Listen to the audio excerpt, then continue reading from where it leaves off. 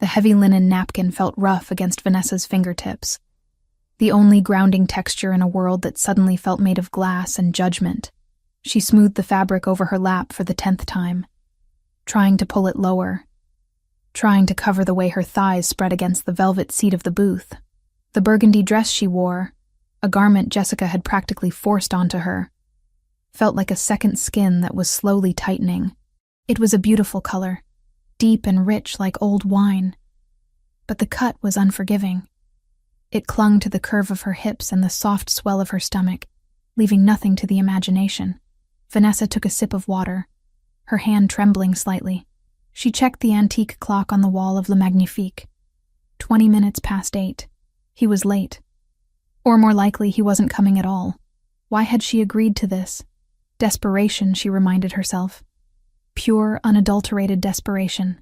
The Sweet Haven bakery, the legacy her grandmother had left her, was drowning in red ink. The ovens needed repairs.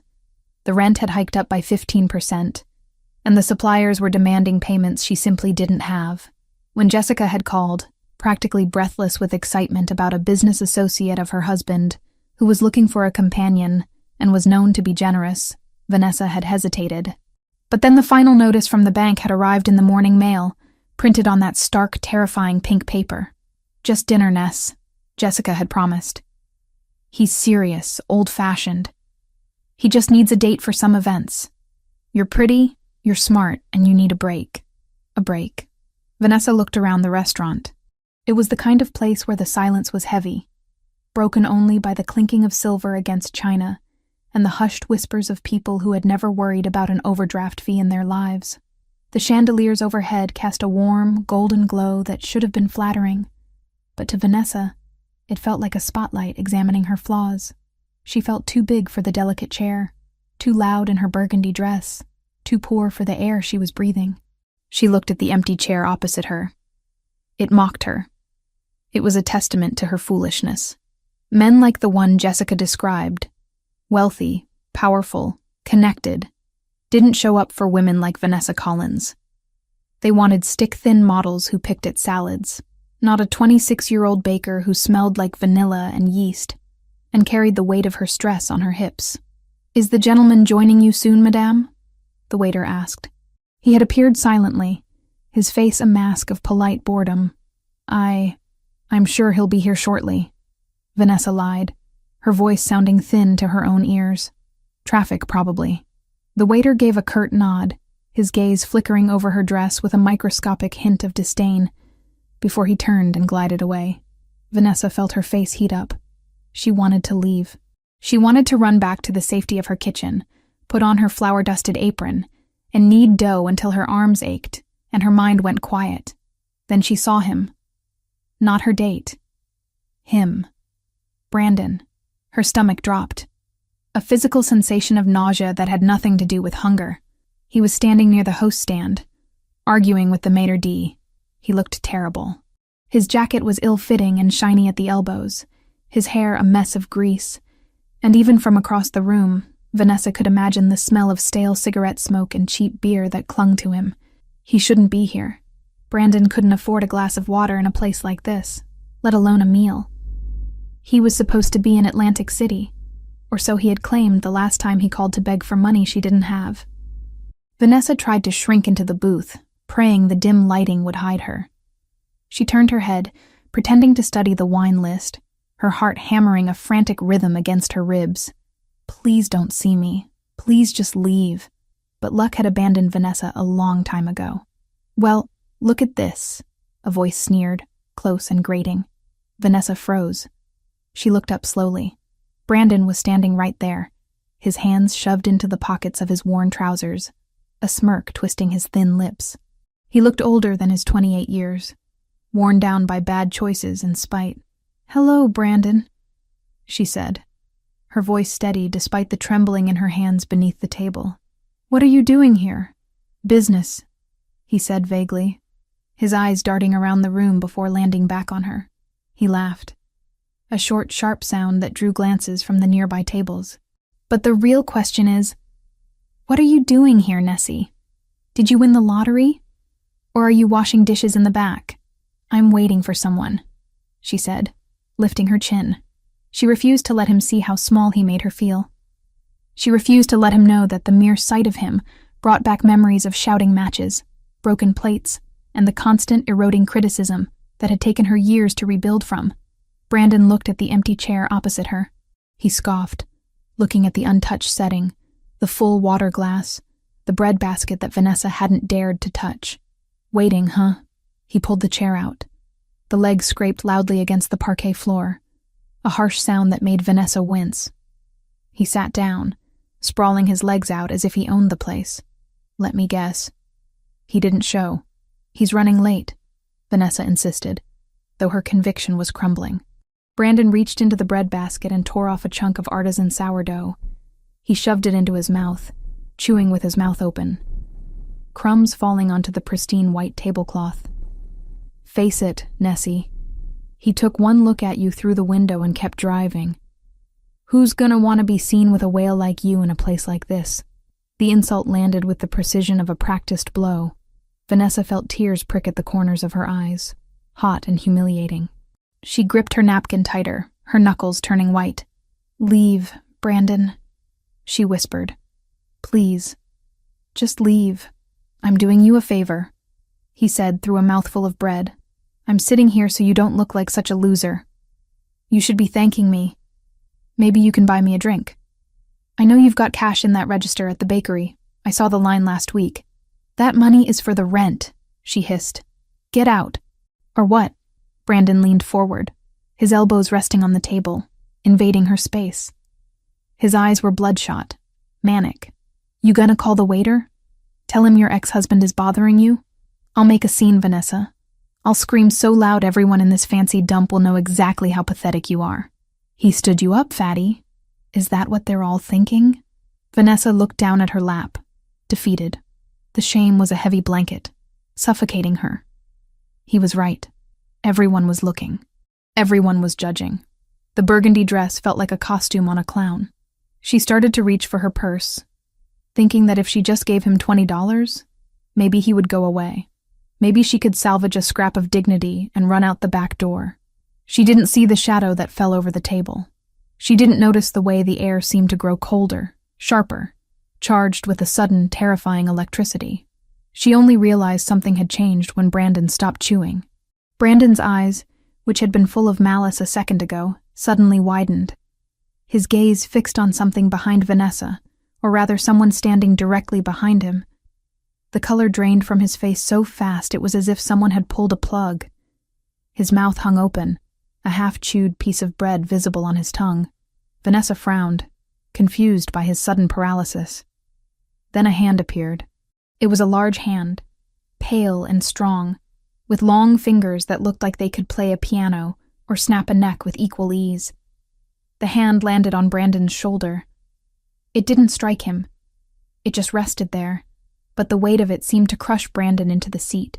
You seem comfortable, a voice said. It was a baritone, deep and smooth like dark chocolate, but laced with a menace so potent it made the fine hairs on Vanessa's arms stand up. It wasn't a question. It was a statement of fact that carried a death sentence. Brandon started to tremble.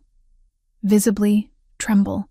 The water glass on the table shook in sympathy with his knees hitting the underside of the table. Mr. Raldi, Brandon stammered, his voice cracking an octave higher than usual. I didn't know. I was just... The question isn't what you know, Brandon, the man said. His thumb brushed casually against the fabric of Brandon's cheap jacket. A gesture that looked gentle but clearly held Brandon pinned in place. The question is why you are breathing my air. Vanessa stared. Who was this? And how did Brandon know him? The man leaned down. Vanessa finally saw his face. He was striking. That was the only word for it. He had hair as black as ink, cut short and precise. His skin was pale, contrasting sharply with the dark, heavy brows that framed eyes of the deepest brown Vanessa had ever seen. They were intelligent eyes. Predator's eyes, devoid of mercy, but filled with a terrifying calm. He wore a black suit that fit him so perfectly it looked like it had been sculpted onto his broad shoulders. He brought his face close to Brandon's ear, but his eyes locked onto Vanessa's. He didn't blink. "You're in my seat," he said. The words were spoken softly, almost a whisper, but they carried the force of a thunderclap. Brandon scrambled. He moved with the desperate, flailing energy of a trapped animal. He pushed the chair back so hard it nearly tipped over, stumbling to his feet. "I'm going! I'm going!" Brandon squeaked, backing away, his hands raised in surrender. "I didn't touch her. I swear, Mr. Rinaldi. I was just leaving." "Run!" the man said. One word. Brandon didn't need to be told twice. He turned and sprinted towards the exit, knocking into a waiter carrying a tray of drinks, not even stopping to apologize as glasses shattered on the floor. He burst through the front doors and vanished into the night. Silence descended on the table. Vanessa sat frozen, her heart racing so fast she thought she might pass out. She looked at the man standing there. The staff of the restaurant, who had previously been so haughty, were now averting their eyes, busying themselves with tasks, terrified of intervening. The man straightened his jacket, brushed an invisible speck of dust from his sleeve, and then calmly pulled out the chair Brandon had vacated. He sat down with a fluid, controlled grace. He looked at Vanessa. For the first time, she saw him fully. He was terrifyingly handsome, but the emphasis was on terrifying. He occupied the space with an authority that made the restaurant feel small. "Vanessa Collins," he said. It wasn't a question. He knew who she was. "Yes," she breathed. "And you are?" "Silvio Rinaldi." Vanessa felt the blood drain from her face. Rinaldi. The name was whispered in Chicago. It was a name associated with construction, with unions, with shipping, and with a dozen other things that never made it into the official papers but ended up in police files that mysteriously disappeared. She was sitting across from the head of the Rinaldi crime family. I think there's been a mistake," Vanessa said, reaching for her purse again. "I should go." "Sit," Silvio said. It wasn't shouted. It was a command delivered with absolute assurance that it would be obeyed. Vanessa stopped. Her body reacted before her mind did, settling back into the booth. Silvio raised a single finger. Instantly, the snooty waiter from before materialized at the table, looking pale and sweating slightly. "Mr. Rinaldi," the waiter said, his voice trembling. "An honor. We didn't expect—" "Menu," Silvio interrupted. "And the wine list. The Barolo. The 98. Immediately, sir." The waiter practically bowed and scrambled away. Silvio turned his dark gaze back to Vanessa. He studied her. He didn't look at her the way Brandon did, searching for flaws to pick at. He looked at her like he was appraising a building he intended to buy, checking the foundation, the structure, the value. His eyes swept over her face, down to her throat, over the curve of her bust in the burgundy dress, and then back to her eyes. Vanessa felt exposed, but strangely, not ashamed. His gaze was heavy, physical. "You look terrified," he observed. "You just threatened a man out of the building," Vanessa pointed out, surprised by her own boldness. "And everyone in here looks like they're afraid to breathe too loud near you. Brandon owed me money. Gambling debts. He is a leech," Silvio said dismissively, as if Brandon were an insect he had removed from a picnic. But he was right about one thing. Vanessa stiffened, bracing herself. Here it comes. The weight comment, the insult. "He shouldn't have been sitting there," Silvio continued, his voice dropping an octave, becoming intimate and gravelly. He lacked the capacity to appreciate the view. Vanessa blinked. "Excuse me?" "The dress," Silvio said, gesturing vaguely with his hand. "Burgundy. It suits you. Most women wear black to hide. You wear color like a challenge. I like it." Vanessa was speechless. She opened her mouth to respond, but the waiter returned with the wine and 2 large menus. Silvio waved the menus away. "Bring the antipasto platter, the large one. Then the osso buco for me. And for the lady," he looked at her. "Do you like truffle pasta?" Yes, but—" "The truffle tagliatelle. And the sea base. And the risotto. Bring it all," Silvio ordered. "All of it, sir?" the waiter asked, eyes widening. Did I stutter? Silvio's voice remained calm, but the threat was there, sharp as a razor. "No, sir. Right away." When they were alone again, Vanessa found her voice. Mr. Rinaldi, I can't eat all that, and I can't pay for it. The bakery. I'm not asking you to pay, Vanessa, he said, pouring the wine into her glass himself. The red liquid swirled, dark and rich. And I'm not asking you to eat it all alone. I enjoy a woman who eats. It shows vitality, appetite. He took a sip of his wine, watching her over the rim of the glass. Eat, drink. Then we discuss business. Vanessa took the glass. Her hand was steadier now. The surreal nature of the evening had numbed her panic into a strange curiosity. She drank. The wine was exquisite, velvet on her tongue. What business? She asked. Jessica said you needed a date, but men like you don't need blind dates to find women. Silvio set his glass down. He leaned forward, his elbows on the table, mirroring the position Brandon had taken. But where Brandon had been intrusive, Silvio was conspiratorial. You are correct. I don't need a date, I need a wife. Vanessa choked on her wine. She coughed, patting her chest. A what? A wife, Silvio repeated calmly. A fiancé, initially, for a period of 1 year. You're joking, Vanessa said. I don't even know you. You don't know me. I know you own Sweet Haven Bakery on 4th Street, Silvio recited, ticking points off on his fingers. I know you inherited it from your grandmother, Rose. I know you are 3 months behind on your mortgage, 2 months behind on supplier payments, and that the city inspector is coming next week to check your ventilation system, which will fail because you can't afford the repairs. You need $80,000 to clear the immediate debt, and another $40,000 to stabilize the business. Vanessa stared at him, horror dawning. How do you know that? Did you investigate me? I investigate everyone I intend to do business with, Silvio said. Jessica recommended you. She said you were hardworking, loyal to a fault, and desperate enough to listen. That's incredibly insulting, Vanessa said, though she couldn't deny the accuracy. It is pragmatic, Silvio countered. Here's the situation, Vanessa. I am expanding my legitimate business interests, real estate, construction. To secure a contract for the new waterfront development, I need the approval of the city council. The chairman is a man of traditional values. He trusts family men. He does not trust bachelors with rumors of criminal ties. So you want to rent a family, Vanessa summarized, her brow furrowing. I want to project stability, Silvio corrected. I need a woman who looks like she belongs in a home, not a nightclub. Someone who works with her hands. A baker. It's wholesome. It's perfect. And in exchange? In exchange, I write a check tomorrow morning for the full amount of your debts. All of them.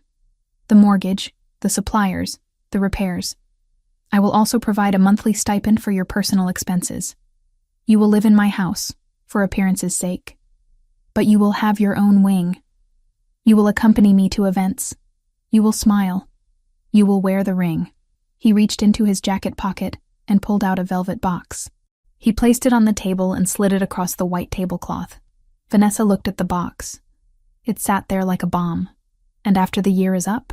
She asked. We divorce amicably. You keep the bakery, free and clear.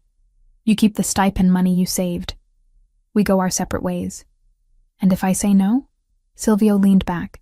Then you finish your wine, I pay for dinner, and you go home. Next week, the inspector shuts down your bakery. The bank forecloses the month after. You lose your grandmother's legacy. He didn't say it with malice. He was just stating facts. It was a cold equation, and Silvio Rinaldi was a mathematician of power. The waiter arrived with the appetizers. Plates of cured meats, cheeses, olives, and warm focaccia filled the table.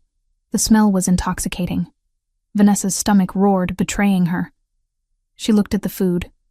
Then she looked at the velvet box. Then she looked at Silvio. He wasn't looking at the box.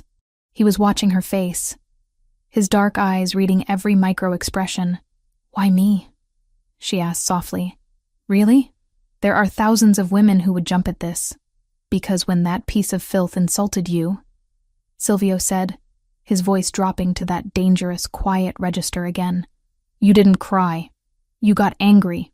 You told him to leave. You have a spine, Vanessa. I need a woman who can stand next to me and not crumble when the world gets loud and... Me, he paused, his gaze drifting over her shoulders, down to her arms. And I meant what I said about the dress. I have no interest in women who look like they might break if I hold them too tight. The air between them crackled. Vanessa felt a flush that had nothing to do with embarrassment, and everything to do with the raw masculine approval radiating from him. It was confusing. It was dangerous. But the alternative was losing Sweet Haven. The bakery was the only thing she had left of her grandmother. The only place she felt she belonged. Without it, she was just Vanessa, the divorced girl with the debt and the bad luck. She reached out and took the velvet box. The hinges snapped open. Inside, a diamond the size of a refined sugar cube glittered under the chandelier light. It was absurd. It was beautiful. "It's a business deal," Vanessa stated, needing to hear it aloud. "Strictly business. A contract," Silvio agreed. "I protect your bakery. You protect my image." Vanessa took a deep breath. She thought of the pink notice on her kitchen counter. She thought of Brandon's laughing face. She thought of the empty bakery she might never unlock again if she walked away. She picked up the ring. It was heavy. She slid it onto her finger. It fit perfectly. "You really ordered the risotto and the pasta?" she asked, her voice trembling slightly. Silvio's lips quirked. It wasn't quite a smile, but the corner of his mouth lifted. "And the sea base. We have a lot of planning to do, Tesoro. My treasure. You'll need the energy." "Don't call me that," she said, picking up a fork. "If this is business, use my name. Vanessa," he corrected, dipping a piece of focaccia into olive oil. "Eat. The food here is the only thing worth the prices." Vanessa took a bite of the cheese. It was sharp and creamy. She looked at the man across from her, the monster who had just terrified her ex-husband into fleeing the state, the savior who was buying her life for a year. She took another bite. For the first time in months, the crushing weight on her chest felt a little lighter. She was sitting in the devil's chair, eating his food, wearing his ring. "So," she said, cutting into a slice of prosciutto, "tell me about this city council chairman we need to fool." Silvio's eyes glinted with something that looked suspiciously like respect. He raised his glass. "His name is Patterson, and he is going to love you."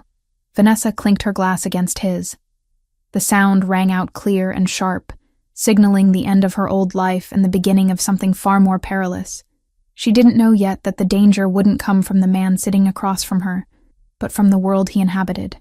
For now, she just ate, and Silvio Rinaldi watched her with the patience of a wolf that had finally found its mate, even if neither of them admitted it yet.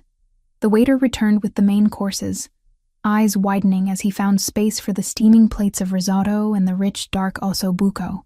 Vanessa felt self-conscious for a fleeting second as the plates piled up, but Silvio caught her eye. He didn't speak, but his gaze was an anchor. "You are in my seat," his eyes seemed to say, "and in my seat, you do as you please." She picked up her fork and dug into the risotto. It was creamy, rich with truffle oil. She moaned softly at the taste, closing her eyes for a second. When she opened them, Silvio was staring at her mouth, his pupils blown wide. He took a slow sip of his wine, never breaking contact. "Good?" he asked. "Incredible," she admitted. "Good," he said, his voice rough. "I intend to make sure you are satisfied, Vanessa. In all aspects of our agreement." Vanessa felt a shiver race down her spine. The line between business and whatever this was had just blurred, and the ink on the verbal contract wasn't even dry. But as she looked at the ring flashing on her hand, and the man who commanded the room with a tilt of his head, she decided she wouldn't run. She would stay. She would eat. And she would survive. The morning edition of the Chicago Tribune lay open on the stainless steel counter of Sweet Haven Bakery, the paper edges curling slightly from the heat of the ovens. The headline was bold, presumptuous, and impossible to ignore. Rinaldi's secret romance, the boss, and the confectioner. Beneath the text sat a grainy but undeniable photograph taken the previous night. It showed Silvio Rinaldi guiding Vanessa out of Le Magnifique, his hand placed possessively on the small of her back. The camera had caught her profile, the curve of her jaw, and the glint of the massive diamond on her finger, but it was the way Silvio loomed over her, protective, substantial, and terrifying, that dominated the frame. Vanessa stared at the image, her hands buried deep in a mound of sourdough. The rhythmic motion of kneading was usually her meditation, the only way to quiet the anxious hum in her mind. But today, even the familiar texture of the dough couldn't ground her. She looked at the ring on her left hand. It was coated in a fine layer of white flour, dulling its brilliance, but the weight of it remained constant. It felt heavier than the cast-iron skillets she hauled from the back room. "You look like you're trying to strangle that dough, Ness," a voice called out from the front. Vanessa looked up. Sarah, her assistant, and the only employee she hadn't had to let go during the financial drought, was leaning against the doorframe, eyeing the newspaper. "It's just strange," Vanessa admitted, pushing a stray lock of hair back with her forearm to avoid getting flour on her face. "Seeing myself there, next to him, it looks like a movie poster for something bad. It looks like you won the lottery," Sarah corrected, walking over to tap the picture of the diamond. "Do you know what people are saying? They're saying he's finally settling down, that he bought out your debt because he's smitten. If they only knew. If they only knew he's doing it to impress a city council chairman," Vanessa muttered, punching the dough down one last time. "It's a costume, Sarah. The ring, the dress, the dinner. It's all just high-stakes theater." "Well, the theater just paid our electricity bill," Sarah reminded her gently. "The lights are on, the ovens are hot, and we have 3 wedding cake orders since 8 a.m. People are curious. They want to buy bread from the woman who tamed the wolf." Vanessa sighed, wiping her hands on a towel. Sarah was right. The influx of cash Silvio had transferred that morning, an amount so large it made Vanessa dizzy to look at the banking app, had solved every immediate problem. The red ink was gone. The threat of eviction had evaporated. But in its place was a new kind of pressure. She was no longer just a baker. She was public property, and she was the declared property of a man who made police officers nervous. Across town, in a dilapidated apartment complex that smelled of mildew and stale grease, the newspaper had a very different effect. Brandon sat on the edge of a mattress that had seen better days, his hands shaking as he held the page up to the light of a flickering bulb. He read the headline again. Then he looked at the picture. He looked at the diamond on Vanessa's finger. "No way," he whispered, a hysterical giggle bubbling up in his throat. No freaking way. He had run from the restaurant the night before, terrified out of his mind. Rinaldi's reputation was not a myth. People who crossed the family didn't just get beaten up. They disappeared into the foundations of new high-rises. Brandon had spent the night shivering in a 24-hour laundromat, expecting a black car to pull up and finish him off. But now he saw this. She's marrying him? Brandon stood up, pacing the small room. He kicked a pile of empty takeout containers out of his way. Vanessa? My Vanessa? The girl who cries over stray cats? She's playing house with the Rinaldi boss? His phone buzzed on the floor. He didn't need to look to know who it was. The Albanians. He owed them $12,000, and the interest was compounding by the hour. They had given him until Friday. It was Thursday. Brandon looked back at the paper. Vanessa had always been soft. She was easy to manipulate. He had spent 5 years gaslighting her, making her feel small, taking her money, and convincing her it was her fault. She was weak. Even with Rinaldi in the picture, Brandon reasoned, she was still Vanessa. She was still the girl who couldn't say no to a sob story. And if she was marrying Rinaldi, she had access to cash. Real cash. "She owes me," Brandon muttered, his logic twisting into the deformed shape of an addict's justification. "I was her husband. I put up with her for years. She's sitting on a gold mine while I'm about to get my legs broken? That's not fair." He grabbed his jacket. It was thin and offered no protection against the Chicago winter, but the burning need in his gut kept him warm. He didn't need to rob a stranger. He just needed to go see his wife. Ex-wife. Whatever. She would pay. She always paid to make the noise stop. The bakery was quiet by 11 p.m. Sarah had gone home hours ago, urging Vanessa to do the same, but Vanessa had insisted on staying. The rhythmic work of the night shift was the only thing that felt normal. The rest of her life had spun off its axis. But here, in the kitchen, Things made sense. Flour.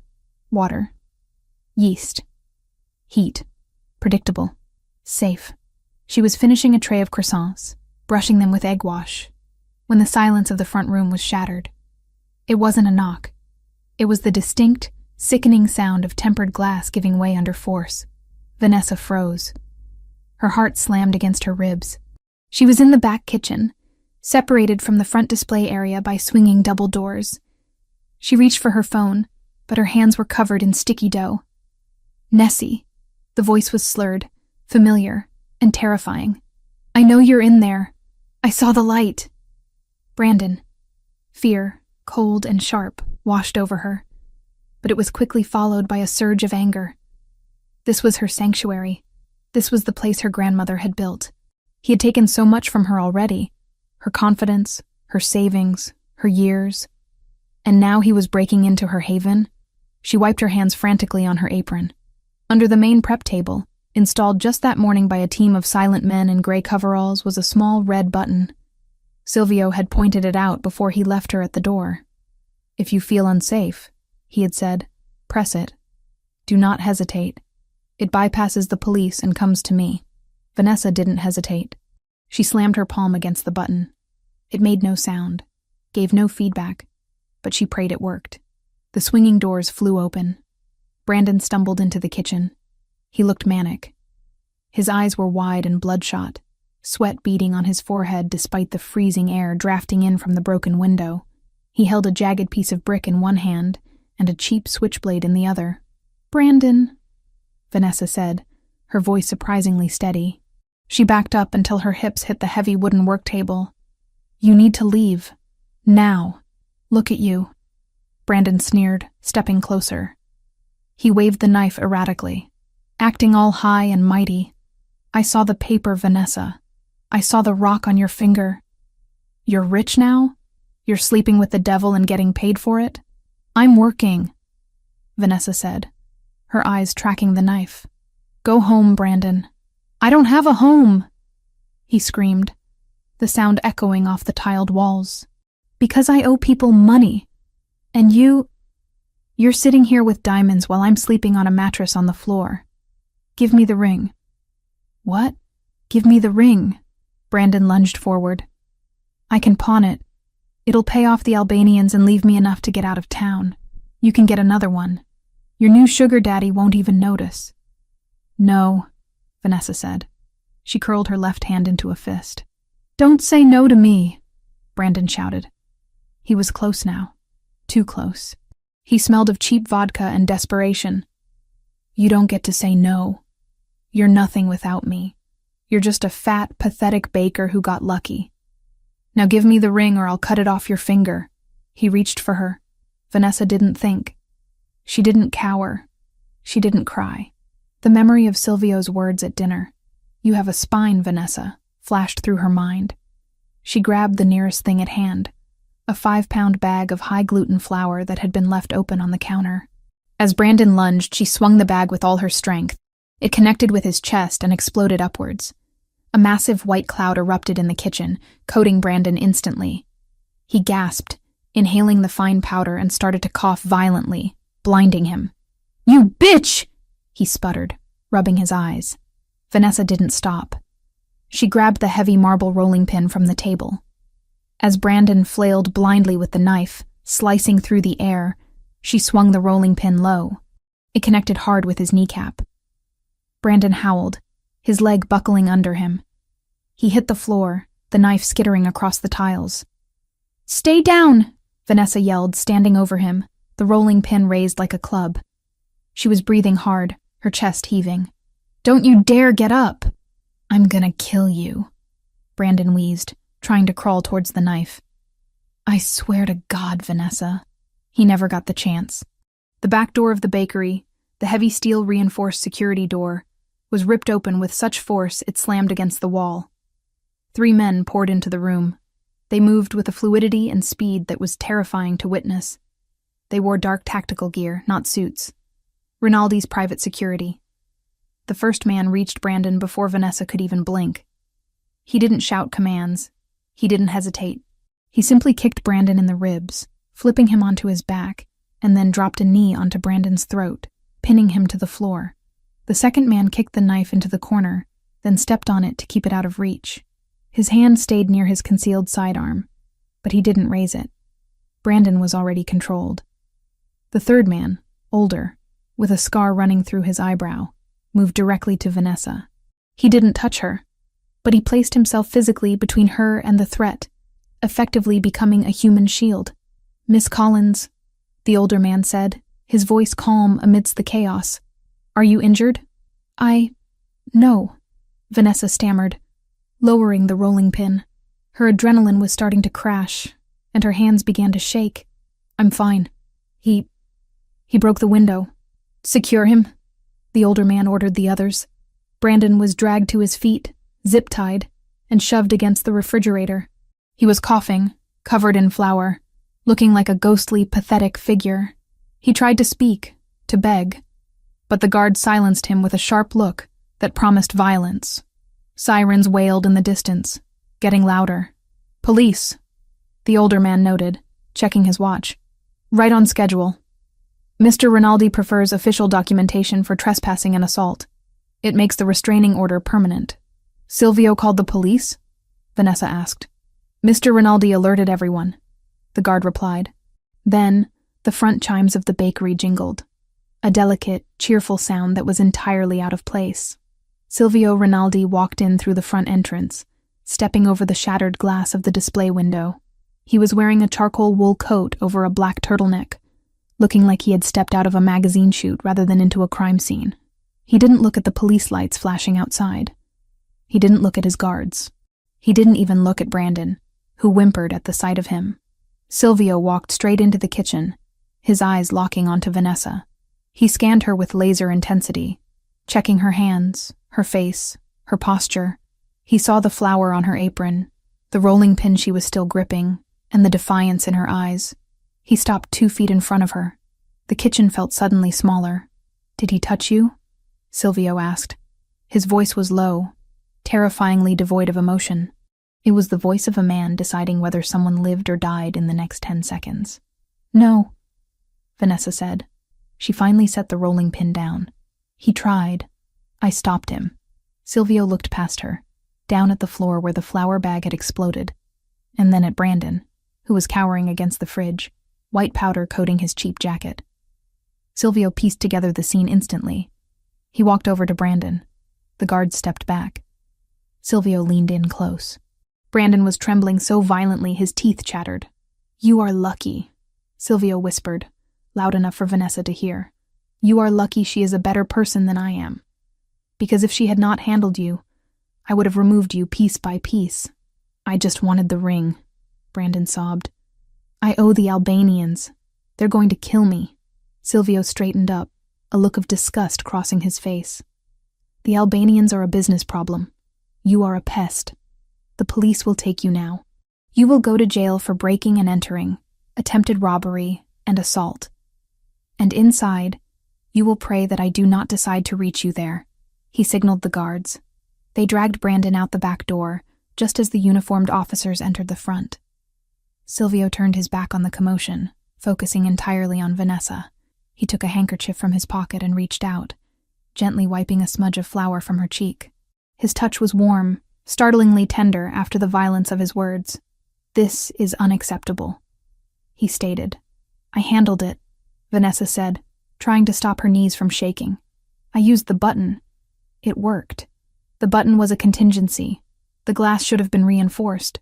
The perimeter was weak." Silvio looked angry, but Vanessa realized with a jolt that he wasn't angry at her. He was angry at himself. "I underestimated his desperation. That was a mistake. I do not make mistakes twice." "It's over, Silvio. He's going to jail." "He is a symptom," Silvio said dismissively. "The window is broken. Your security is compromised. You cannot stay here tonight. I have to prep the dough for tomorrow," Vanessa argued weakly. "I can't just leave. The bakery is a crime scene. The police will seal it for the night. My team will board up the window and have a contractor here at 6:00 a.m. to replace the glass with bulletproof laminate." He grabbed her hand, the one with the ring, and squeezed it gently. "You are coming with me." "With you?" To your house? To my home, where I have walls that do not break, and men who do not let ex-husbands walk through the front door. His tone brooked no argument. Pack a bag, Vanessa. Just the essentials. You are not sleeping here again. Vanessa looked around her kitchen. The flour on the floor, the broken glass, the remnants of violence violating her safe space. She realized he was right. She couldn't stay here. The illusion of safety she had built around her solitary life had been shattered along with the window. Okay, she whispered. Okay. 10 minutes later, she was sitting in the passenger seat of Silvio's car, a sleek black sedan that smelled of leather and sandalwood. Her overnight bag was in the back. The city lights blurred past as they sped toward the skyline. The car was quiet, insulated from the noise of Chicago. The engine purred with a low, powerful vibration that traveled through the soles of her feet. Vanessa looked at her hands. They were clean now, but she could still feel the phantom weight of the rolling pin. Silvio? He glanced at her briefly before returning his eyes to the road. His profile was sharp, illuminated by the passing streetlights. Yes? Thank you, she said. He frowned slightly. For what? I failed to prevent the intrusion. You had to defend yourself. For the alarm, she said firmly. She turned in her seat to look at him. And for coming. Brandon, he had a knife. He was crazy. If that button hadn't worked, or if your men hadn't been so close, I don't know what would have happened. Silvio's grip on the steering wheel tightened until his knuckles turned white. The leather creaked under the pressure. He had a knife, Silvio repeated, the words tasting like ash in his mouth. He hadn't seen the knife. It had been kicked away before he entered. The knowledge that the threat had been lethal, not just physical, shifted something in the atmosphere of the car. Yes, but I'm okay, Vanessa said softly. Because of you. So thank you. I mean it. I'm not used to anyone having my back. Silvio slowed the car as they approached the private ramp of a high-rise building. He stopped the vehicle at the security checkpoint, waiting for the gate to rise. He turned to her fully then. His dark eyes searched hers, looking for the lie, for the sarcasm, for the resentment he was used to seeing in people who owed him favors. He found none. He found only genuine, exhausted gratitude. She wasn't blaming him for the danger his world had brought to her door. She was thanking him for the shield he had offered. It disarmed him. You fought back, he said, his voice quiet in the cabin. You blinded him and you broke his knee. I grew up with 3 brothers and a grandmother who didn't take excuses, Vanessa said with a tired smile. And I really love that bakery. I wasn't going to let him rob me. Silvio reached out. For a second, Vanessa thought he was going to touch her face again. Instead, he took her hand, lifting it to inspect the knuckles, checking for bruises she might have missed. You are a dangerous woman, Vanessa Collins, he murmured. My men said you looked like a Valkyrie covered in flour. Is that a compliment? In my world. Silvio brought her hand to his lips, brushing a kiss against her knuckles that sent a jolt of electricity straight to her heart. It is the highest compliment possible.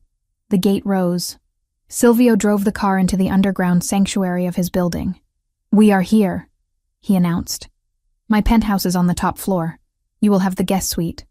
It has a lock on the inside. You are safe now. Vanessa nodded, feeling a heavy wave of fatigue finally crash over her. What about Brandon? You said the Albanians. Brandon is in police custody, Silvio said, his voice hardening. He is safe from the Albanians for tonight. But the Albanians, they are a different problem. They saw the news too. They know you are with me. Does that mean I'm a target? It means, Silvio said, killing the engine and plunging them into darkness, that you are the most valuable thing in this city right now. And I do not let anyone touch what is mine. The possessiveness in his voice should have terrified her. It was primal, archaic, but after the glass, the knife, and the cold wind of the broken window, Vanessa didn't feel fear. She felt, for the first time in her life, completely and utterly protected. She opened the door. Then lead the way, Silvio. I'm tired of fighting alone. Silvio got out and walked around the car to open her door, offering her his hand. As she took it, she realized that the contract, the business deal for 1 year, had already shifted. It wasn't just about appearances anymore. He had given her a weapon, and she had used it. They were partners in violence now. And as they walked toward the elevator, Vanessa Collins, the baker who wore burgundy to defy the world, realized she didn't want to let go of the Mafia boss's hand. The penthouse was not a home. It was a glass cage suspended 50 stories above the Chicago skyline. Everything in Silvio Rinaldi's sanctuary was sleek, monochrome, and cold. The floors were polished black marble that seemed to swallow the light. The furniture was angular Italian leather that looked uncomfortable to sit on, and the walls were adorned with abstract art that cost more than Vanessa's entire bakery, but evoked zero emotion. There were no photographs, no knickknacks, no signs that a human being actually lived there, only that a very wealthy ghost haunted the premises. Vanessa had been living in the guest wing for 3 days, and the silence was beginning to itch under her skin. She had spent the first 24 hours sleeping, the adrenaline crash from the break-in leaving her comatose. But now, she was awake. She was restless. And she was hungry. More importantly, she needed to bake. It was a compulsion, a way to reclaim control when her world felt like it was spinning off its axis. When Silvio stepped out of the private elevator at 7 in the evening, loosening his silk tie, he stopped dead in his tracks. He didn't smell the usual sterile scent of ozone and expensive cleaning products. He smelled garlic. He smelled roasting tomatoes. He smelled yeast and caramelized sugar. He walked into the open-concept kitchen, a space that was usually pristine and empty, and found chaos. Vanessa was there, wearing one of his spare black t-shirts that hung loosely over her leggings, her hair tied up in a messy bun secured with a chopstick. She had music playing from her phone, some old Motown track, and she was dancing slightly as she pulled a tray of focaccia out of the industrial oven. "What are you doing?" Silvio asked. Vanessa jumped, nearly dropping the tray. She spun around, breathless, her face flushed from the heat of the oven. "Jesus, you move like a vampire." "Put a bell on, Rinaldi." Silvio walked further into the room, eyeing the flour dusted across his black granite countertops. "You are cooking." "I'm stress baking," she corrected. "And then I got hungry. And I assumed you eat something other than the souls of your enemies, so I made lasagna, from scratch. The pasta sheets are drying over there." She pointed to a rack she had improvised using 2 chairs and a broom handle. Silvio stared at the broom handle. "You have improvised drying racks in a kitchen that cost $500,000. Well, your kitchen has 42 different knives, but not a single pasta dryer. It's a disgrace," she retorted, turning back to the focaccia and brushing it with olive oil and rosemary. "Dinner is in 20 minutes. Go wash up. You look like you've had a day." Silvio didn't move. He watched her. He was used to coming home to silence, or to a housekeeper who made herself invisible. He wasn't used to life. Vibrant, messy, loud life. "I usually order in," he said. "Not tonight," Vanessa stated firmly. "Sit, eat. Consider it part of the Happy Domestic Fiancé performance review." 20 minutes later, Silvio Rinaldi, the boss who controlled the unions and the shipping docks, was sitting at his kitchen island, eating lasagna that burned his tongue and tasted like comfort. He ate silently, methodically, but with a growing intensity. Vanessa sat across from him, tearing into a piece of focaccia. She didn't pick at her food. She ate with genuine pleasure, closing her eyes as she chewed. "You're staring," she said without opening her eyes. "I have never seen a woman eat with such lack of inhibition," Silvio admitted. "Most women I dine with push the food around the plate." "Life's too short for salad without dressing, Silvio," she said, wiping a smudge of tomato sauce from her lip. "My grandmother used to say that you can't trust people who don't eat. It means they're hiding something." "I hide many things," Silvio said darkly. "Does that mean you don't trust me?" "I trust you to keep me safe," Vanessa replied, meeting his gaze. "I trust you to keep your word about the bakery. The rest? I think you're just lonely and you have too much money to know how to fix it." Silvio froze. The fork hovered halfway to his mouth. No one spoke to him like that. No one dared to analyze him, let alone pity him. But instead of anger, he felt a strange, twisting sensation in his gut. "Finish your wine," he said abruptly, standing up and taking his plate to the sink. "Tomorrow we have an appointment. You need clothes. The gala is coming up, and my team tells me you have nothing appropriate for the season." "I have clothes," Vanessa protested. "You have aprons and sweaters," Silvio corrected. "Tomorrow we go to Madame Elise's. Be ready at 10. Madame Elise's was not a store. It was a temple of exclusion. Located on the Magnificent Mile, it had no price tags, no sale racks, and a security guard who looked like he had served in special ops. The interior was all cream and gold, designed to make anyone who wasn't a size 0 feel large and intrusive. When Vanessa walked in, flanked by Silvio and 2 of his guards, the atmosphere in the boutique shifted instantly. The hush that fell over the room wasn't just respectful, it was terrified. Silvio didn't wait for a greeting. He walked to the center of the room and sat on a velvet ottoman, crossing his legs. "We need a gown for the winter gala, and a wardrobe for the season. Coats, daywear, shoes." The manager, a thin woman with a pinched nose and a fake smile, hurried over.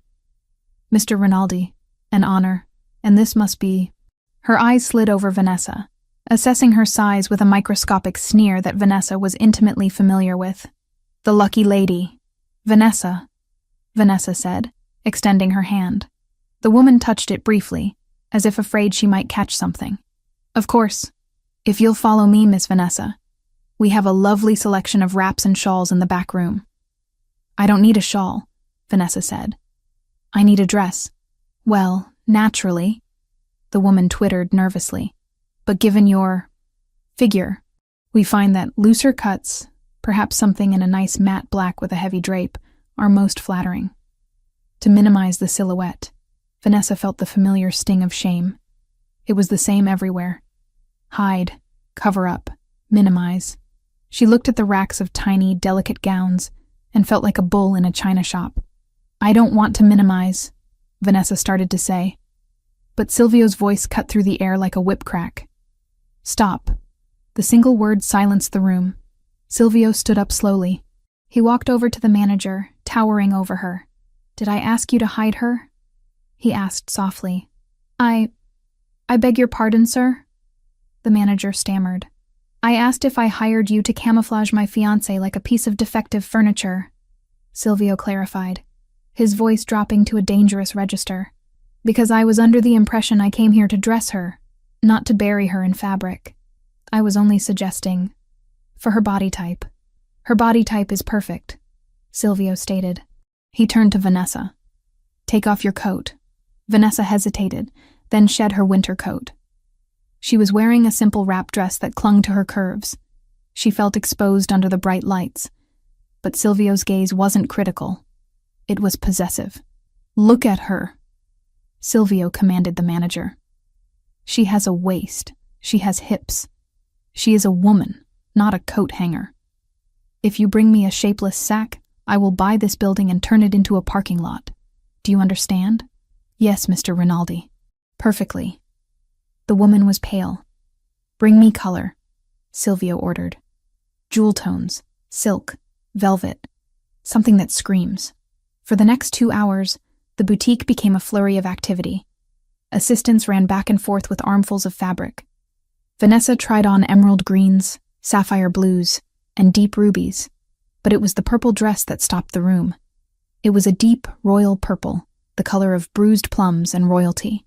It was silk satin, cut on the bias so it flowed over her body like liquid water. It had a plunging neckline and a slit that went up to her thigh, exposing her leg.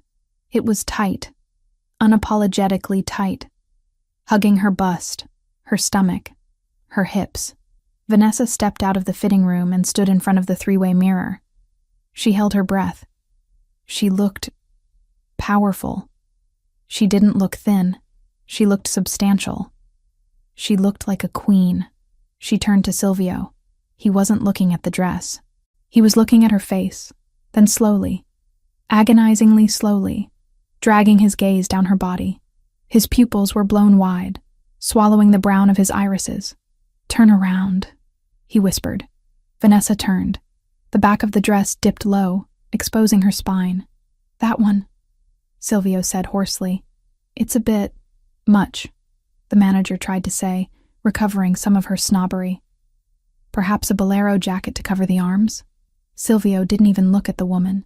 Burn the bolero. She wears the dress as it is. We don't hide works of art in the basement. He stood up and walked over to Vanessa. He stood behind her, his dark suit contrasting with the vibrant purple. He met her eyes in the mirror. "You are breathtaking," he said, his voice rough. "Do not let anyone ever tell you to cover this up." Vanessa felt tears prick her eyes, not from sadness, but from a sudden, overwhelming sense of being seen. For years, Brandon had told her she was too much, too loud, too big, too emotional. Silvio looked at her too much and demanded more. "Okay," she whispered. "We'll take the dress. We will take everything," Silvio corrected. "And the manager is fired. I don't like her attitude." As they left the store, leaving a weeping manager and a beaming assistant who had just been promoted, Vanessa slipped her hand into Silvio's. He squeezed it instantly, his grip firm and grounding. The bubble of domestic safety and luxury burst 2 days later. It was a Tuesday afternoon. Vanessa was in the penthouse library, trying to organize the bakery's accounts on her laptop, when her phone rang. It was Sarah. "Ness?" Sarah's voice was high, pitched with panic. "Ness, you need to come, or send someone. It's bad." Vanessa's blood ran cold. "What happened? Is everyone okay?" "We're okay. The staff is okay. But it's the warehouse, the supply depot on 5th. Ness, it's gone."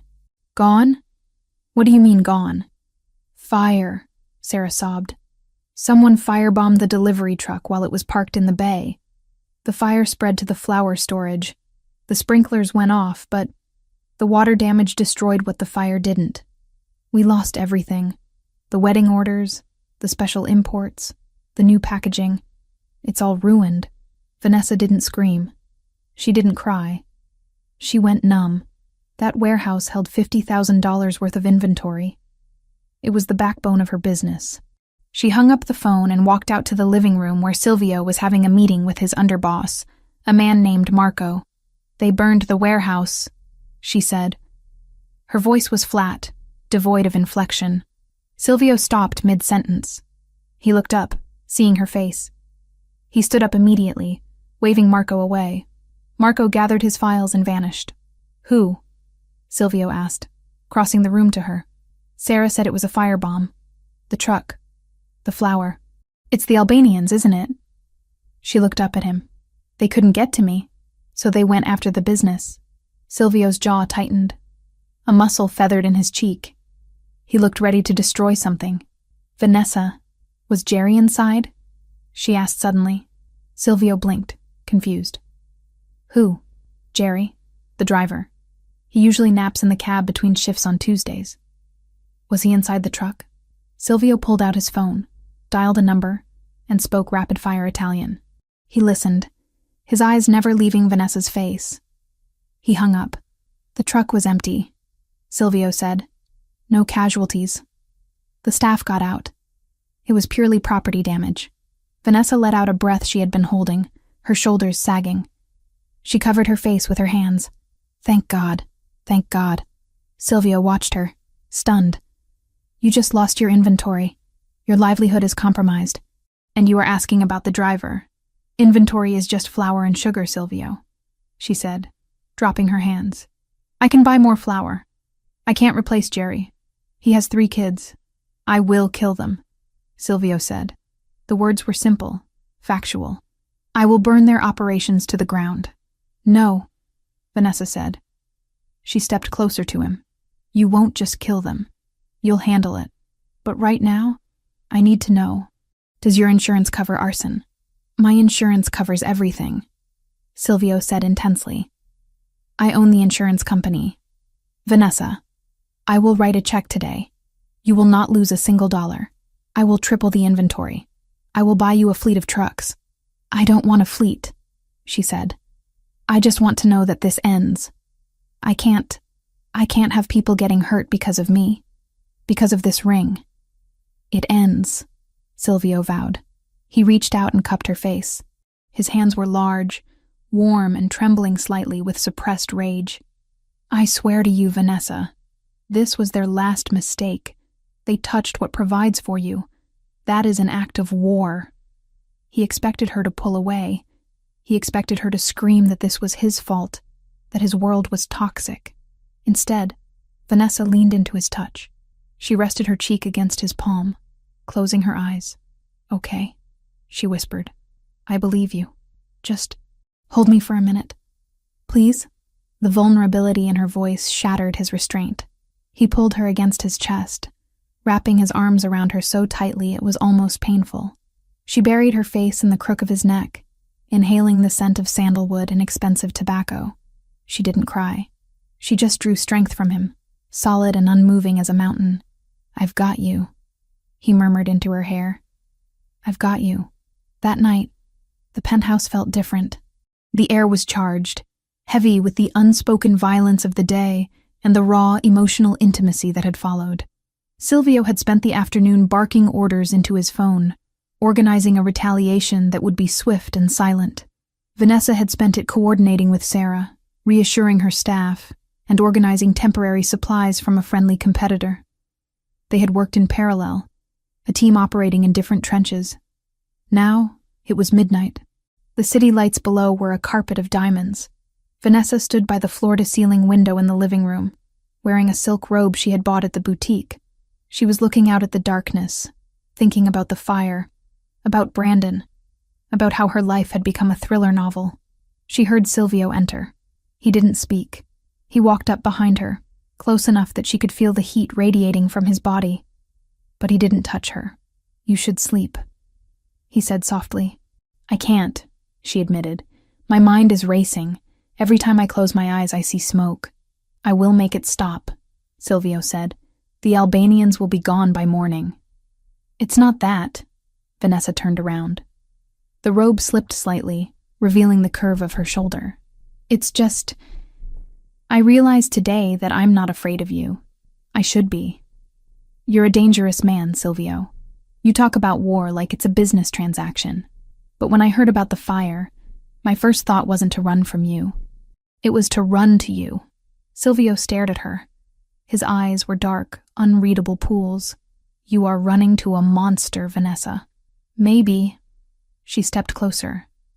"But you're my monster. You protected me. You validated me. You stood up for me in that store when I couldn't stand up for myself. You ate my lasagna." A ghost of a smile touched his lips. "The lasagna was excellent." "I'm tired of being scared, Silvio," she whispered. "I'm tired of feeling like I take up too much space. With you, I feel like I fit." Silvio groaned, a low sound in his throat. He reached out and grabbed her waist, pulling her flush against him. The contact was electric. "You fit," he growled. "You fit perfectly.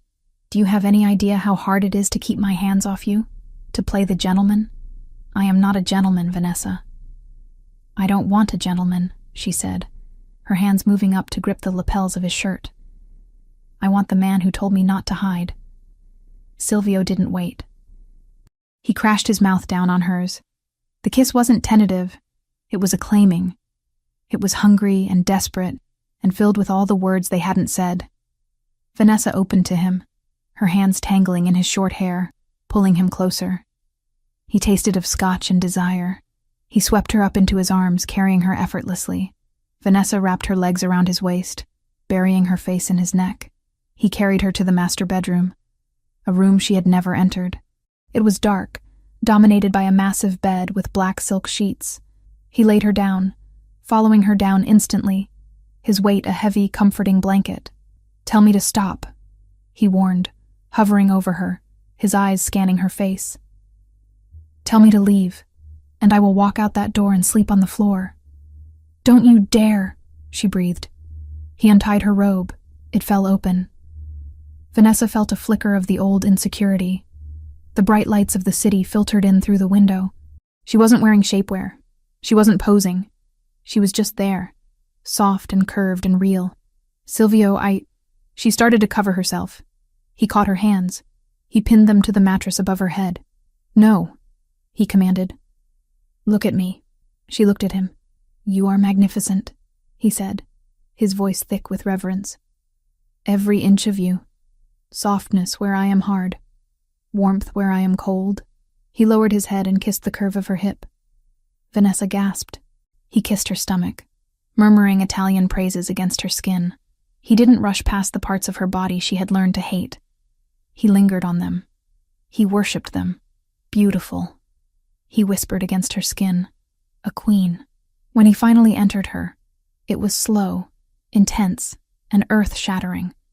There was no pain, only a sense of absolute fullness. Vanessa cried out, arching against him, and Silvio caught her cry with his mouth. Mine. He growled against her lips. You are mine, Vanessa. No one hurts you. No one touches you. I will burn the world before I let you go. I'm yours. She sobbed, clutching his shoulders. I'm yours. It wasn't just sex. It was a sealing of the pact. In the darkness of the penthouse, amidst the ruins of her bakery and the threats of a turf war, Vanessa Collins found her sanctuary. It wasn't in a building. It was in the arms of the man who looked at her scars and her curves and saw a masterpiece. Afterward, they lay tangled in the sheets. Silvio pulled the duvet up over them, tucking it around her shoulders with surprising gentleness. He pulled her back against his chest, his arm draped protectively over her waist. The gala is in 2 days, he said into the silence, his voice sleepy but alert. I know, Vanessa murmured, tracing the muscles of his forearm. You will wear the purple dress, he said, and you will wear the necklace I have in the safe, and everyone in that room will know exactly who you belong to. Is that a threat, Mr. Rinaldi? She teased sleepily. It is a promise, Mrs. Rinaldi to be. He kissed the top of her head. Sleep now. Tomorrow we rebuild your empire. Tonight, you just rest. Vanessa closed her eyes. The fear of the Albanians was still there, lurking in the back of her mind. But as she drifted off to the steady rhythm of Silvio's heartbeat, she knew one thing for certain. She wasn't the victim anymore. She was the consort. And God help anyone who tried to burn her down again. The Rinaldi Foundation Winter Gala was not merely a party. It was a coronation, held in the grand ballroom of the Drake Hotel. It was the singular night of the year where the lines between Chicago's legitimate elite and its shadow rulers blurred under the cover of charity and champagne.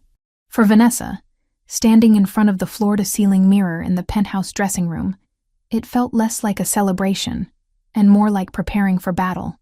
She smoothed her hands down the front of the dress Silvio had commissioned for her. It was not the purple silk she had worn at the boutique, though that hung in her closet like a trophy. This was something else entirely. It was liquid gold. The fabric was a heavy, metallic lame that looked like molten metal poured directly over her skin. It possessed no structure of its own, relying entirely on her body to give it shape. It clung to the slope of her breasts, cinched tight at her waist, and flared dramatically over her hips, cascading to the floor in a pool of shimmering light. It was a dress that demanded attention, a dress that refused to apologize for the space it occupied. Turn around. Silvio's voice came from the doorway. Vanessa didn't jump. She had grown used to the way he moved, silent as a panther on the marble floors. She turned slowly, the gold fabric catching the light with every movement. Silvio stood in the frame, wearing a tuxedo that fit him with lethal precision. The stark black of the wool made his skin look paler, his eyes darker. He stopped a few feet away from her, his hands twitching at his sides as if he were restraining himself from reaching out. He didn't say a word. He just looked. He looked at her with a hunger that made her knees weak, a raw, possessive intensity that stripped away the air in the room. Is it too much? Vanessa asked, her voice breathless. I feel like a walking Oscar statue. You look like a deity, Silvio corrected, his voice rough. He stepped closer, entering her personal space. You look like something men would start wars over. Gold was the right choice. It is the only metal precious enough to touch you. He reached into his jacket pocket and pulled out a long, flat velvet case. Turn around again, hair up. Vanessa obeyed, sweeping her heavy brown curls off her neck. She felt the cold metal of a necklace against her skin, followed by the warmth of Silvio's fingers as he fastened the clasp. Look, he commanded. Vanessa looked in the mirror. Resting against her collarbone was a necklace of yellow diamonds, heavy and intricate. It was a piece of jewelry that cost more than her entire neighborhood block. "Silvio," she whispered, touching the stones. I can't wear this. It's too much responsibility." "It is not a gift," Silvio said, his eyes meeting hers in the reflection. He placed his hands on her bare shoulders, his thumbs tracing the line of her neck. "It is a collar. Tonight, everyone in that room needs to know exactly who you are. You are not just my fiancé. You are the Raldi matriarch. You wear the family vault around your neck, so that the wolves know you are protected." "The wolves," Vanessa repeated, the reality of the evening settling in. The fire at the warehouse had been extinguished, the mess cleaned up, but the threat of the Albanian faction still loomed like smoke in a dark room. "Do you think they'll be there tonight?" "The Albanians were not invited, but their eyes will be watching," Silvio said, his expression hardening. "Security is tighter than the White House. I have 50 men in the perimeter. You are safe, Vanessa. I promise you." He turned her around to face him, his grip on her shoulders firm. "But you stay by my side. You do not go to the restroom alone. You do not step out for air. If you need anything, you tell me." "Understood." "Understood." She nodded. He leaned down and kissed her, careful not to ruin her lipstick, but the press of his mouth was firm, a seal of ownership. "Then let us go. The city is waiting to meet its queen." The ballroom was a sea of black ties and designer gowns, a cacophony of polite laughter and clinking crystal. The air smelled of expensive lilies and old money. When Silvio and Vanessa appeared at the top of the grand staircase, the room didn't just go quiet. It halted. Vanessa felt the weight of 300 pairs of eyes landing on her. A month ago, she would have wanted to shrink, to fold herself into a corner and disappear. She would have tugged at her dress, worried about the roll of her stomach or the width of her arms. But tonight, she felt the heavy gold fabric hugging her like armor. She felt the weight of the diamonds at her throat. And most importantly, she felt Silvio's hand on the small of her back. A burning brand of support. They descended the stairs. Flashbulbs popped from the press pen near the entrance, blinding white explosions that captured the moment. "Smile," Silvio murmured in her ear. "They are terrified of us. Let them see we are untouchable." Vanessa smiled. It wasn't the polite, apologetic smile of the girl who served cookies. It was a sharp, confident curve of her lips that she had learned from him. As they reached the floor, the crowd parted. People who wouldn't have looked twice at Vanessa Collins, the baker, were now clamoring to shake the hand of Vanessa Collins, the future Mrs. Raldi. "Silvio, wonderful to see you." A portly man with a red face and a sash indicating he was a city official bustled over. This was Councilman Patterson, the target of their entire charade, and this must be the lady responsible for domesticating the tiger, Vanessa. Silvio introduced her, his voice smooth as silk. "My fiancé, the heart of my home." "A pleasure, Councilman," Vanessa said, extending her hand. "Silvio speaks highly of your work with the zoning committee." Patterson beamed, pumping her hand. "Charmed, truly charmed. I must say, Raldi, you've outdone yourself. A baker, salt of the earth. We need more traditional family values in this city, none of these flighty models you used to parade around. This is a woman of substance." "She is everything," Silvio agreed, his eyes not leaving Vanessa's face. The night blurred into a series of handshakes and shallow conversations. Vanessa played her part perfectly. She discussed the bakery, she laughed at bad jokes, she deflected questions about the wedding date with coy smiles. Throughout it all, Silvio remained a constant presence at her side. He was charming, attentive, the perfect doting fiancé, but Vanessa could feel the tension radiating off him. His eyes were constantly moving, scanning the perimeter, checking the exits, watching the waiters. "Vanessa," the voice cut through the drone of the string quartet. Vanessa turned to see Jessica weaving through the crowd. Her friend looked pale in a silver-sheathed dress, her eyes wide and anxious. "Jess," Vanessa breathed, stepping away from a boring conversation about municipal bonds. Jessica practically collapsed into Vanessa, hugging her tightly. "Oh my God, Ness. I am so sorry. I am so sorry." "Sorry for what?" Vanessa asked, pulling back to look at her friend. "For everything. For the fire. I saw the news about the warehouse." Jessica whispered frantically. "I set you up with him because I thought you'd get some money and pay off the bank. I didn't think you'd get targeted by a mob war. If anything happens to you, I'll never forgive myself." Vanessa gripped Jessica's arms.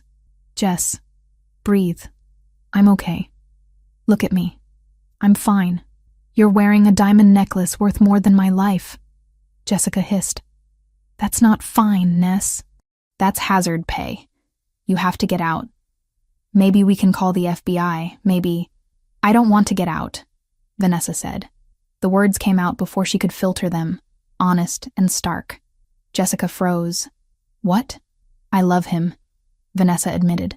It was the first time she had said it aloud to anyone other than herself. He's not what you think, Jess. He protects me. He sees me. The bakery is safe because of him. I'm safe because of him. He's a criminal, Vanessa. He's a man who burns down the world for me," Vanessa corrected. "I'm staying, not because of the contract, because I choose him." Jessica stared at her, searching her face for signs of coercion. She must have found the truth in Vanessa's eyes, because her shoulders slumped. "You really love him." "Yeah, I really do. Then God help you," Jessica sighed, squeezing her hand. "But you look incredible. That dress is a weapon, Ness." Silvio picked it out. Vanessa grinned. Just then, Silvio materialized at her side. "Everything all right?" He looked at Jessica with cool detachment. "We're good," Vanessa said, linking her arm through his. "Just catching up. Good. Councilman Patterson wants to make a toast.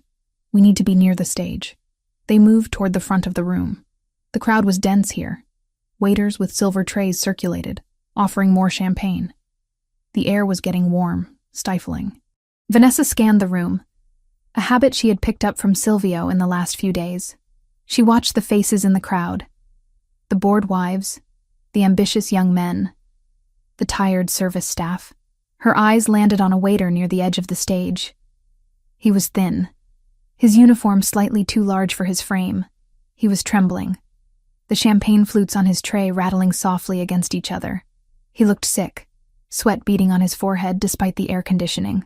Vanessa frowned. There was something familiar about the slope of his shoulders, the nervous tick of his head. He turned slightly. It was Brandon. Vanessa's breath hitched. How? How was he here? He was supposed to be in jail. Silvio had said the charges were sticky. Breaking and entering. Assault. He shouldn't be out on bail. "Silvio," she whispered, her fingers digging into his bicep. "Not now, Tesoro." "My treasure," Silvio murmured, his attention focused on the stage where Patterson was tapping a microphone. "The speech is starting." "Silvio, look," she hissed urgently. "The waiter, at 3:00. Silvio turned his head, his annoyance vanishing instantly as he followed her gaze. He saw Brandon. His body went rigid, not with surprise, but with instant calculation. His hand tightened around her waist, subtle as a warning. "Eyes forward," he murmured. "Stay at my side." Brandon wasn't looking at them. He was looking at the crowd, his eyes darting wildly. He looked terrified. He wasn't acting like an assassin. He was acting like a cornered animal. He took a step forward, shouting something incoherent. "You think you're better than me?" Brandon screamed, his voice cracking. He threw the tray of champagne onto the floor. The crash of breaking glass silenced the room instantly. "You're all filth. You think money makes you clean?" The crowd gasped and recoiled. Security guards began to move in from the perimeter, pushing through the confused guests.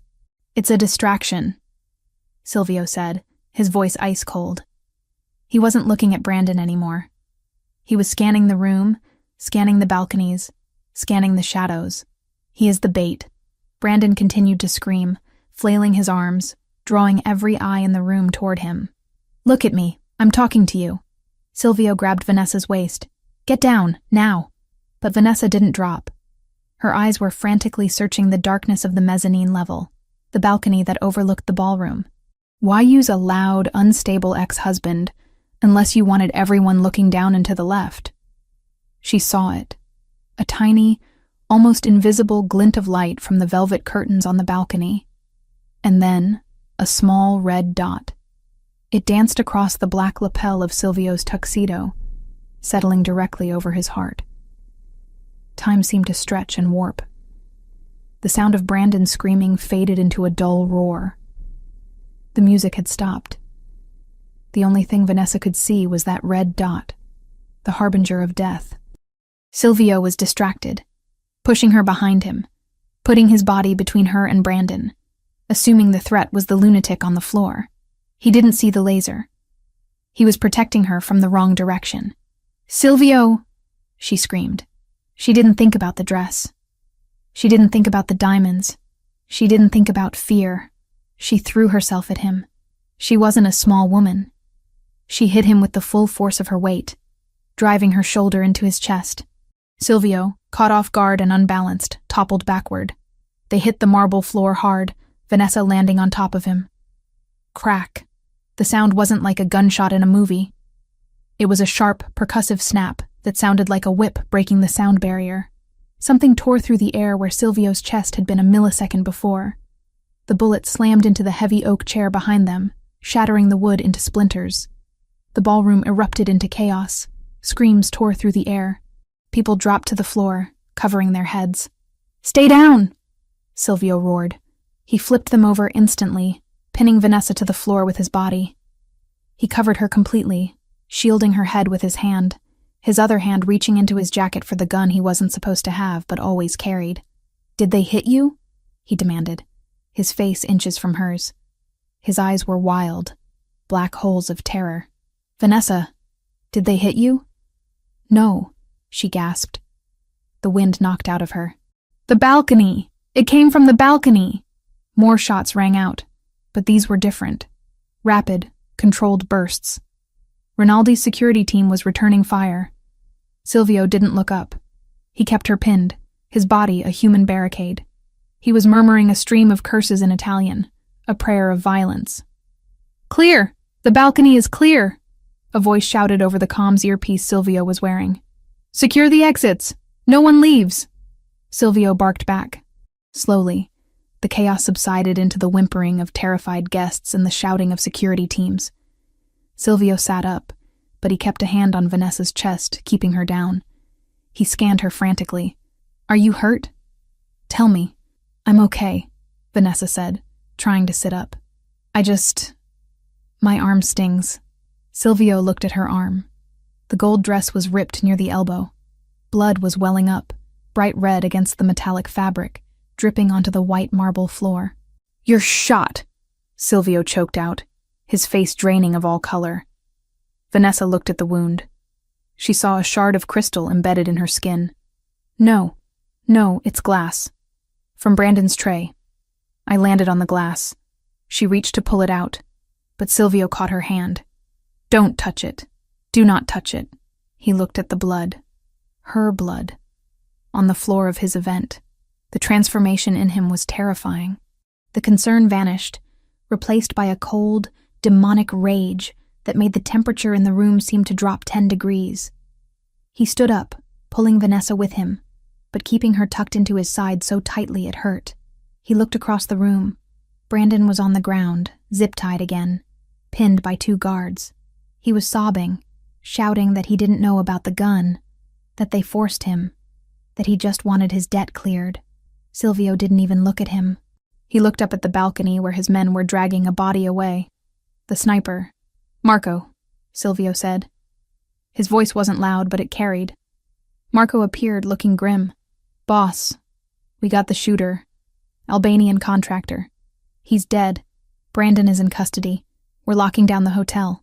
"Get the car," Silvio ordered. "Take Vanessa to the house. Get the doctor." "Silvio, I'm fine," Vanessa protested, though her arm was throbbing nastily. "It's just a cut." Silvio turned to her. He took her face in his hands. His fingers were trembling. "You pushed me," he whispered, as if he couldn't quite process the information. "You saw the laser. You pushed me. You were looking the wrong way," she said, her voice shaking now that the adrenaline was fading. "You took a bullet for me. It missed. It missed because you moved me. If you had been a second slower." He closed his eyes, taking a shuddering breath. When he opened them, the humanity was gone. Go with Marco. I have work to do. What work? Vanessa asked, fear gripping her again. Silvio, don't do anything stupid. The police are coming. The police can have the mess, Silvio said. He looked at the blood on her arm again. The Albanians sent a clown to distract me and a coward to kill me. And they made you bleed. He kissed her forehead. It felt like a goodbye. Go home, Vanessa. Wait for me. Silvio. He turned away. He walked toward where Brandon was being held. The look on his face promised a violence so profound that even his own men stepped back as he approached.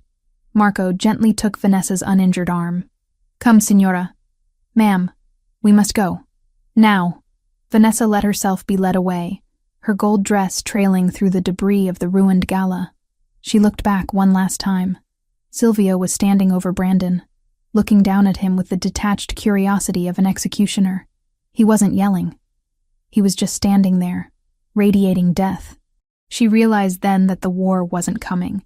The war had just started, and she had fired the first shot by saving the king.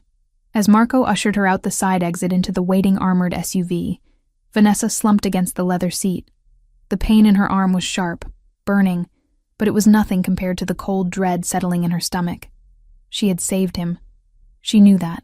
But looking at Silvio's face in those final moments, she wondered if she had saved the man she loved, or if she had just unleashed the monster he kept chained for her sake. The car sped off into the Chicago night. Vanessa touched the yellow diamonds around her neck. They felt heavy. They felt like a target, but as she looked at her blood staining the gold fabric of her dress, she tightened her jaw. Let them come. She thought fiercely. Let them try. She wasn't the baker anymore. She was the woman who had tackled a Mafia don to save his life. And if Silvio was going to burn the city down for her, she would be there to hand him the matches. The silence in the penthouse was not peaceful. It was heavy, suffocating, and smelled of antiseptic and iron. The expansive living room, usually a monument to minimalist luxury, had been transformed into a makeshift trauma unit. Vanessa sat on the edge of the leather sofa, her gold lame dress, the armor that was supposed to make her invincible, ruined. The sleeve had been sheared away by surgical scissors, leaving jagged edges of metallic fabric hanging around her shoulder.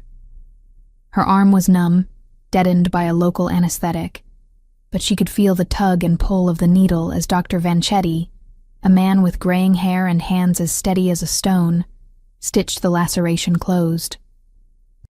3 inches lower and it would have severed the radial artery, the doctor murmured, his voice low, strictly professional. He tied off a knot with a swift, practiced motion. As it is, Mrs. Miss Collins, is lucky. It's a flesh wound. Deep, but it will heal. The scarring should be minimal if treated continuously with vitamin E. Silvio did not speak. He was standing by the panoramic window, his back to the room, looking out at the city that had tried to kill the woman sitting on his sofa. He had not moved for 20 minutes. He had stripped off his tuxedo jacket, and his white dress shirt was rolled up to the elbows, the fabric stained with smears of Vanessa's blood. It was a stark, horrifying contrast to the pristine nature of the room. Done, Dr. Vanchetti announced, applying a sterile gauze pad and taping it down. He began to pack his instruments into a black leather bag. She needs rest, fluids, and no heavy lifting for 2 weeks. I'll leave a prescription for painkillers, but I suspect she's in shock. Monitor her breathing tonight. Leave us, Silvio said. He didn't turn around. The command was flat, devoid of politeness. Of course, Mr. Rinaldi. Call if there is bleeding. The doctor nodded to Vanessa, a look of pity in his eyes, and hastily retreated toward the elevator, escorted by Marco. When the elevator door slid shut, the silence returned, louder than before. Vanessa touched the bandage on her arm. The numbness was starting to fade, replaced by a dull, throbbing ache that pulsed in time with her heartbeat. She looked at Silvio's back. The muscles in his shoulders were coiled so tight they looked painful, straining against the fine cotton of his shirt. Silvio, she whispered. He flinched. Visibly flinched, as if her voice were another bullet. He turned around slowly, His face was a mask of cold, devastating fury, but Vanessa knew him well enough now to see the cracks. His eyes, usually so sharp and calculating, were hollow. He looked at her arm, then at the ruined dress, and finally at her face. He looked like a man surveying the wreckage of his own soul. "You are leaving," he stated. Vanessa blinked, confused by the sudden pivot. "What?" "The contract is void," Silvio said, walking toward the kitchen island where a decanter of whiskey sat. He poured a glass but didn't drink it. He just gripped the crystal tumbler until his knuckles turned white. "I have transferred the full agreed amount plus a severance bonus to your offshore account. The bakery is paid for. The deed is in your name. You have enough money to move to Europe, buy a villa in Tuscany, and never work another day in your life." "Silvio, stop," Vanessa said, trying to stand up. A wave of dizziness hit her, and she swayed. "Sit down," he roared, the sudden volume making her jump. He composed himself instantly, but his voice shook. "Sit down, Vanessa. Do not move." "I'm not going to Europe," she said, her voice trembling but stubborn. She sank back onto the sofa. "We have a deal. 1 year. The deal was protection." Silvio slammed the glass down on the counter. Ideally, it would have shattered, but the heavy crystal just made a dull, thudding sound that echoed like a gavel. "The deal was that I fix your life, and you fix my image. I did not hire you to bleed on my floor. I did not hire you to take a bullet meant for me. It wasn't a bullet," she argued weakly. "It was glass. It was an assassination attempt." He crossed the room in 3 long strides, stopping in front of her, towering over her. He looked terrified. "You pushed me. You saw the laser and you pushed me. Do you have any idea how stupid that was? You are a civilian. You are a baker. You run when bullets fly. You do not throw yourself in front of a man who deserves to die 1,000 times over." "I didn't think," Vanessa admitted, looking up at him. Tears pricked her eyes, not from pain, but from the overwhelming intensity of his fear. "I just saw the dot. I knew I couldn't let them hurt you." "Why?" he demanded, dropping to his knees in front of her. He didn't touch her. He kept his hands hovering, as if afraid he would break her further. "Why would you do that? For a bakery? For money?" "No," Vanessa whispered. She reached out with her good hand and touched his face. His skin was cold, his jaw rough with evening stubble. "You know why, Silvio? I told you at the gala. I didn't do it for the contract.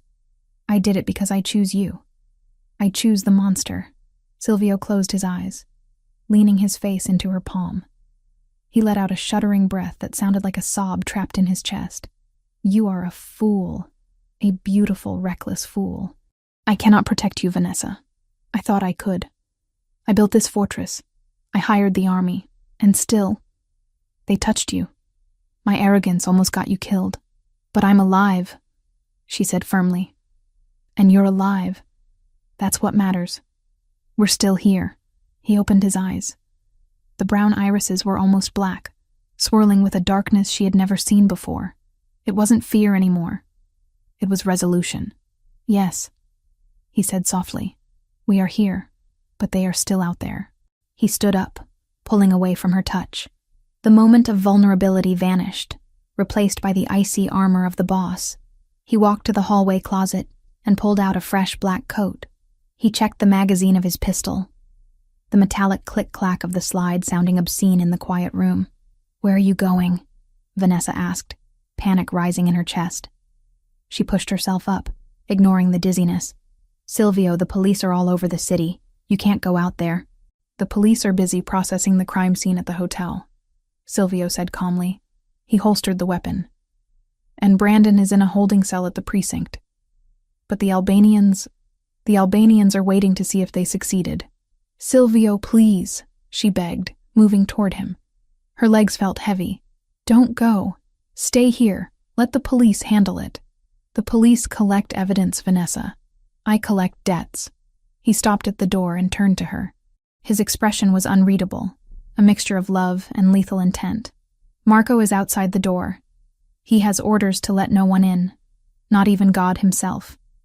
You will take the pills the doctor left.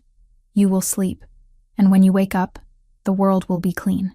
Silvio, she cried out as he opened the door. He paused. I love you, Vanessa. That is why I have to finish this. The door clicked shut. The lock engaged with a heavy thud. Vanessa was alone in the glass cage, the scent of her own blood still lingering in the air. The warehouse district on the south side of Chicago was a graveyard of industry. Rusted skeletons of old factories loomed against the night sky, their broken windows like hollow eyes staring out at the river.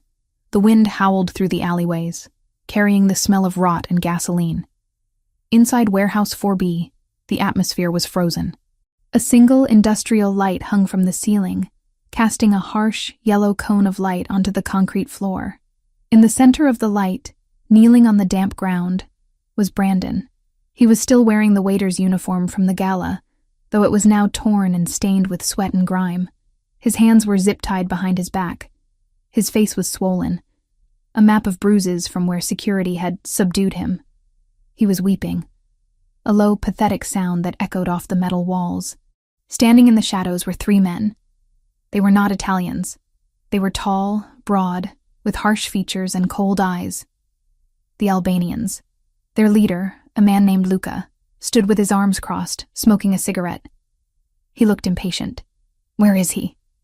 Luca growled, checking his watch. He said midnight. It is midnight. Maybe he is dead, one of his men sneered. Maybe the shot didn't miss. The shot missed. A voice echoed from the darkness of the main bay door. The Albanians spun around, hands going to their jackets. Silvio Rinaldi stepped into the light. He was alone. He walked with a casual, terrifying confidence, his hands open at his sides. He didn't look like a man who had almost been assassinated 3 hours ago. He looked like a man who had come to inspect a property. Rinaldi, Luca said, relaxing slightly but keeping his hand near his holster. You have balls coming here alone. We heard you had a bad night. A messy night, Silvio corrected. He stopped 10 feet away from them, ignoring Brandon entirely. You broke the rules, Luca. We had a truce. Territory lines were drawn. Business changes. Luca shrugged, dropping his cigarette and crushing it under his boot. You were getting too strong. The construction contracts. The unions. You were squeezing us out. And then you marry the baker? We thought you had gone soft. Distracted. Distracted. Silvio repeated the word, tasting it. He looked at Brandon, who was looking up at him with desperate hope. Mr. Rinaldi, Brandon choked out. Tell them I did what they asked. I made the scene. I screamed. You promised. They promised if I did it, my debt was cleared. Silvio looked down at the man who had tormented Vanessa for years. The man who had called her fat, who had stolen her money, who had tried to rob her sanctuary. You see, Silvio said to Luca, his voice conversational. This is where I am confused. This man, he owes you money, correct? 12,000, Luca said, plus interest. And he offered to pay his debt by creating a distraction at my gala so your sniper could take a shot at me. He was eager to please, Luca smirked. He hates you. He said you stole his wife. He threw away his wife, Silvio corrected. I found her. Silvio took a step closer to Brandon. Brandon flinched, expecting a kick. I pulled some strings at the precinct, Silvio said to Brandon. I made sure the charges stuck. Every report, every signature, every photograph. Then my lawyers arranged your release just long enough for tonight. I needed you walking into my ballroom in a uniform, thinking you were clever. I brought you here. Thank you. Brandon sobbed, relief washing over his face. Oh God, thank you. I knew you were reasonable. I'll leave town. I swear I'll never see her again. I know you won't, Silvio said. He turned back to Luca. Here's the deal. I am a businessman. I believe in paying debts. This man owes you money. He is yours. Take him. Do what you want with him. Consider his debt transferred. Brandon's eyes went wide. What? No, you can't. Luca laughed, a harsh barking sound. You brought him to us? As a gift? As a payment, Silvio said. For the bullet. You are a cold bastard, Rinaldi. Luca grinned, motioning for his men to grab Brandon. I like that. Maybe we can renegotiate the territory after all. You give us the docks. We forget this happened. 2 Albanians grabbed Brandon by the arms. He screamed, thrashing against them. Silvio, please. She loves me. Vanessa loves me. She won't forgive you. Silvio didn't blink. She despises you. You are a ghost, Brandon. As the men dragged Brandon toward the back exit, Luca stepped forward, extending a hand. So, we are good? No more war? Silvio looked at the extended hand. Then he looked at Luca's eyes. You misunderstand, Silvio said softly. What? I gave you Brandon because he is trash, and trash belongs in the dump, Silvio said. He unbuttoned his coat. But you fired a weapon into a room where my wife was standing. You made her bleed. Luca's smile faltered. He saw the shift in Silvio's eyes, the total absence of humanity. He reached for his gun. He was too slow. Silvio drew his weapon with a speed that blurred in the yellow light. Bang, bang. 2 shots. Center mass. Luca crumpled backward, a look of shock frozen on his face. The 2 men holding Brandon dropped him and reached for their weapons. Silvio didn't seek cover. He walked forward, firing with rhythmic precision. Bang! The man on the left fell. Bang! The man on the right spun around, clutching his shoulder, and Silvio finished him with a second shot to the head. Silence returned to the warehouse, broken only by Brandon's hyperventilating sobs. Silvio stood over the bodies. He checked them, kicking the guns away. Then he turned to Brandon, who was curled in a fetal position on the floor, surrounded by corpses. Please, Brandon whispered. Please don't kill me. Silvio holstered his gun. He adjusted his cuffs. I told you, Silvio said, his voice echoing in the vast space. I am not going to kill you. I gave you to them. They are dead now, but your debt remains. He walked toward the exit. Wait, Brandon screamed. You can't leave me here. The police. The bodies. They'll think I did it. I'm the only one alive. Silvio paused at the door. He didn't look back. Exactly, Silvio said. The police will find a drug deal gone wrong. 3 dead Albanian mobsters. And 1 man holding the bag, with his fingerprints all over the scene and a motive a mile wide. You won't go to jail for robbery, Brandon. You're going to prison for triple homicide.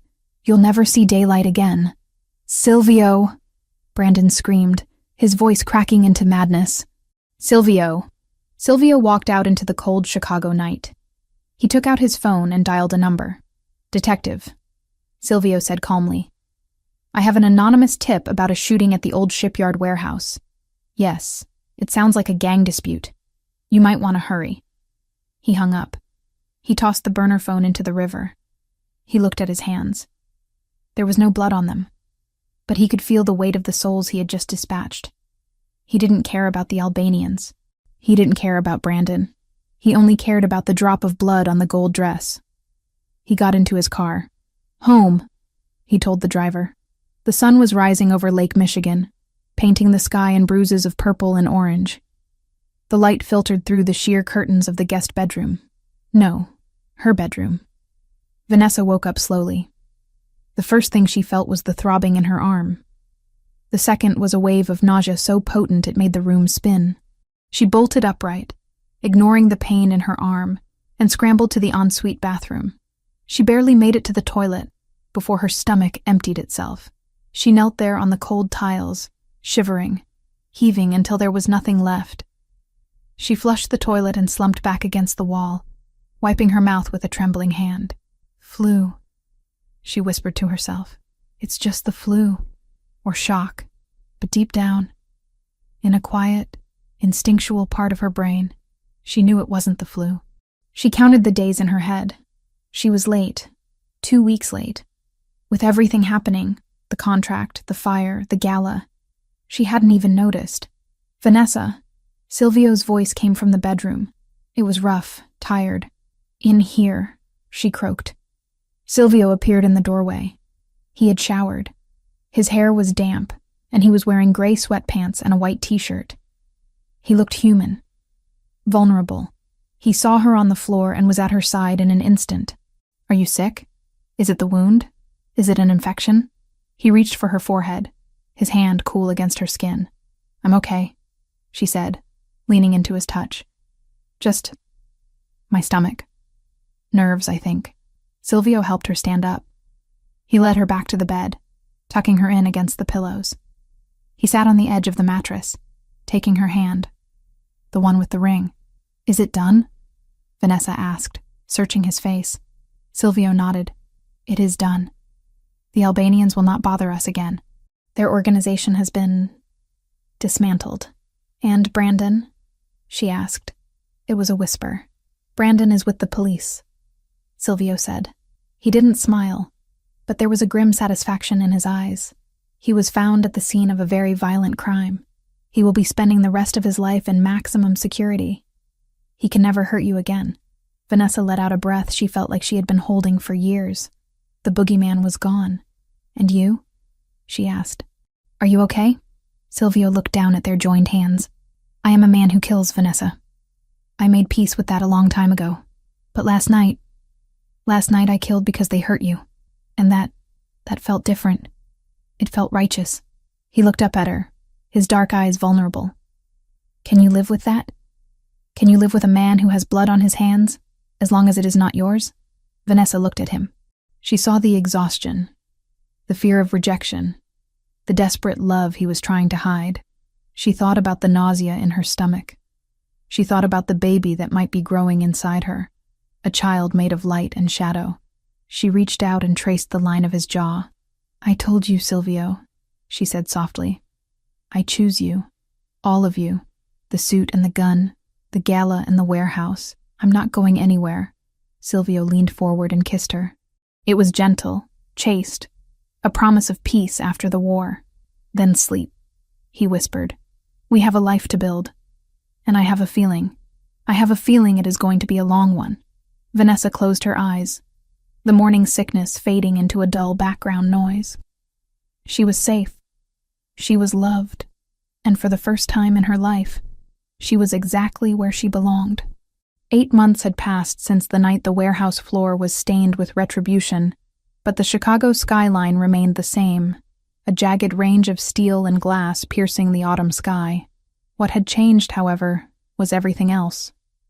Sweet Haven had reopened, scarred but standing, with a temporary kitchen built inside a leased storefront while a new warehouse rose from ash. Vanessa's grandmother had cried when Vanessa placed the first warm loaf into her hands again, proof that their legacy hadn't been burned out of the world. Jerry still drove the deliveries on Tuesdays, stubbornly refusing to quit. Silvio had quietly paid his lost wages and made sure Jerry's children would never go without. Vanessa stood in the center of the bridal suite at the Raldi estate, a sprawling mansion on the shores of Lake Michigan that made Silvio's penthouse look like a bachelor pad. She stared at her reflection in the gilded trifold mirror, one hand resting protectively on the swell of her stomach. At 8.5 months pregnant, she felt less like a bride and more like a planet in orbit. But the woman staring back at her was unrecognizable from the terrified baker who had worn a burgundy dress to a blind date nearly a year ago. This woman was substantial. She was radiant. She was formidable. Hold stillness, or I'm going to stick you with this pin, Jessica warned, kneeling on the floor surrounded by layers of ivory silk. I can't help it. Vanessa laughed, a rich, throaty sound. He's kicking again. I think he knows today is a big day. He wants to walk down the aisle himself. He can wait, Jessica muttered around a mouthful of pins. She stood up, smoothing the skirt of the custom gown. There, perfect. Look at you. Vanessa looked. The dress was a masterpiece of engineering and art, designed specifically to accommodate her heavily pregnant form without hiding it. It wasn't a tent. It was a celebration. The bodice was encrusted with thousands of tiny pearls that transitioned into a flowing silk skirt that draped over her bump like water over a stone. The neckline was deep, framing the yellow diamond necklace, the collar, as Silvio called it, that she hadn't taken off since the gala. It fits, Vanessa whispered. Of course it fits, Jessica said, stepping back to admire her handiwork. It was made for you. Just like this life. Jessica walked over to the side table and poured 2 glasses of sparkling cider. She handed one to Vanessa. To the CEO of Sweet Haven Enterprises. Vanessa took the glass, shaking her head. I still can't believe we opened the third location last week. The numbers from the franchise in the loop are insane, Jess. You're a genius manager.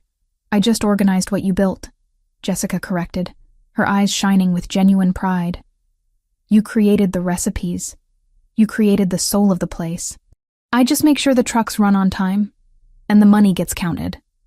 Speaking of trucks, did you see the new delivery fleet? The logo looks amazing. I saw them. Vanessa smiled. Silvio insisted on armoring them, didn't he? The suspension looks heavy. He says it's for potholes. Jessica smirked. But we both know those croissant vans could survive a tactical strike.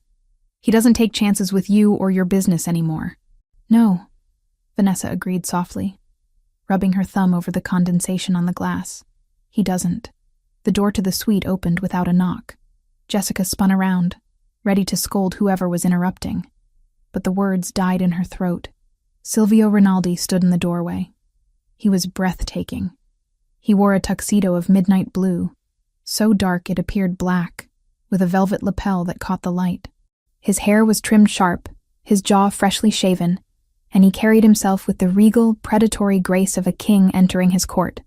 But it was his eyes, those dark, intense eyes, that sucked the air out of the room. They locked onto Vanessa and didn't let go. You can't be here, Jessica shrieked, waving her hands. It's bad luck. You're not supposed to see the bride before the altar. Silvio didn't even glance at her. He walked into the room, his gaze fixed on Vanessa, as if she were the only source of gravity in the universe. I make my own luck, Silvio said, his voice a low rumble that vibrated in Vanessa's chest. And I needed to see her. Jessica looked between them, saw the electricity arcing across the room, and sighed. Fine. I'll give you 2 minutes. But if the cake collapses, I'm blaming you, Raldi. She grabbed the bottle of cider and slipped out the door, closing it softly.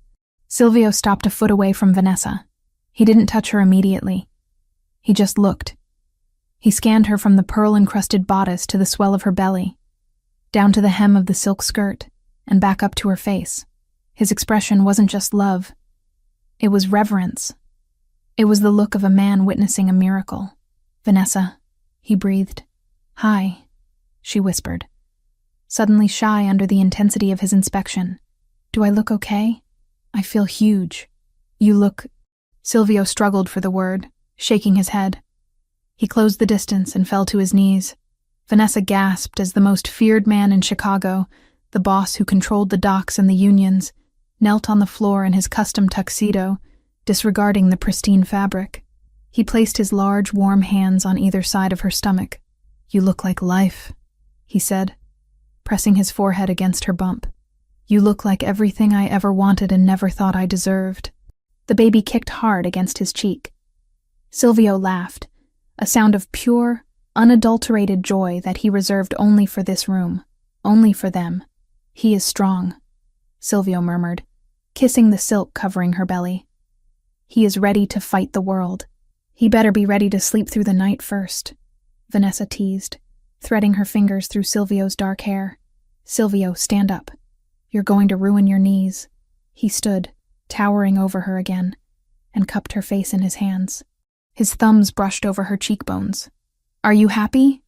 He asked, his eyes searching hers for any trace of the fear that used to live there. Is this what you want? There is still a car waiting out back.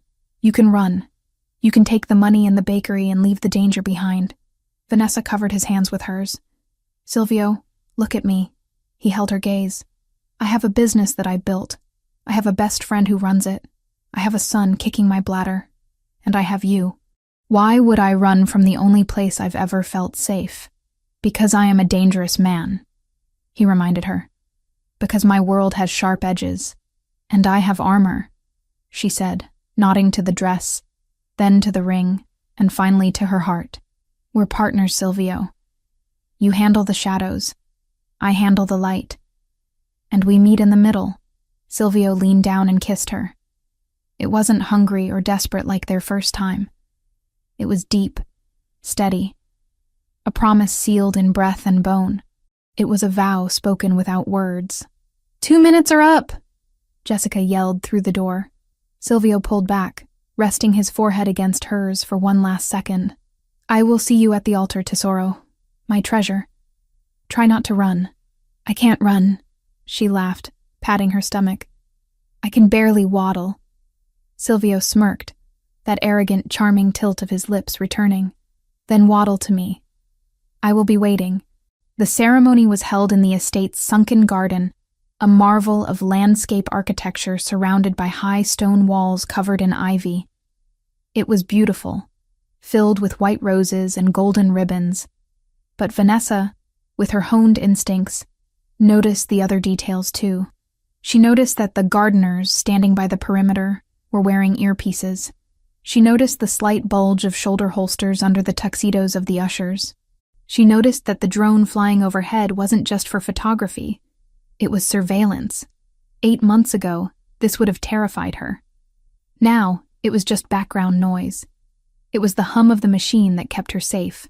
The autumn air was crisp, carrying the scent of burning leaves in Lake Michigan. The string quartet began to play a slow, haunting version of Can't Help Falling in Love. The guests stood. There were hundreds of them.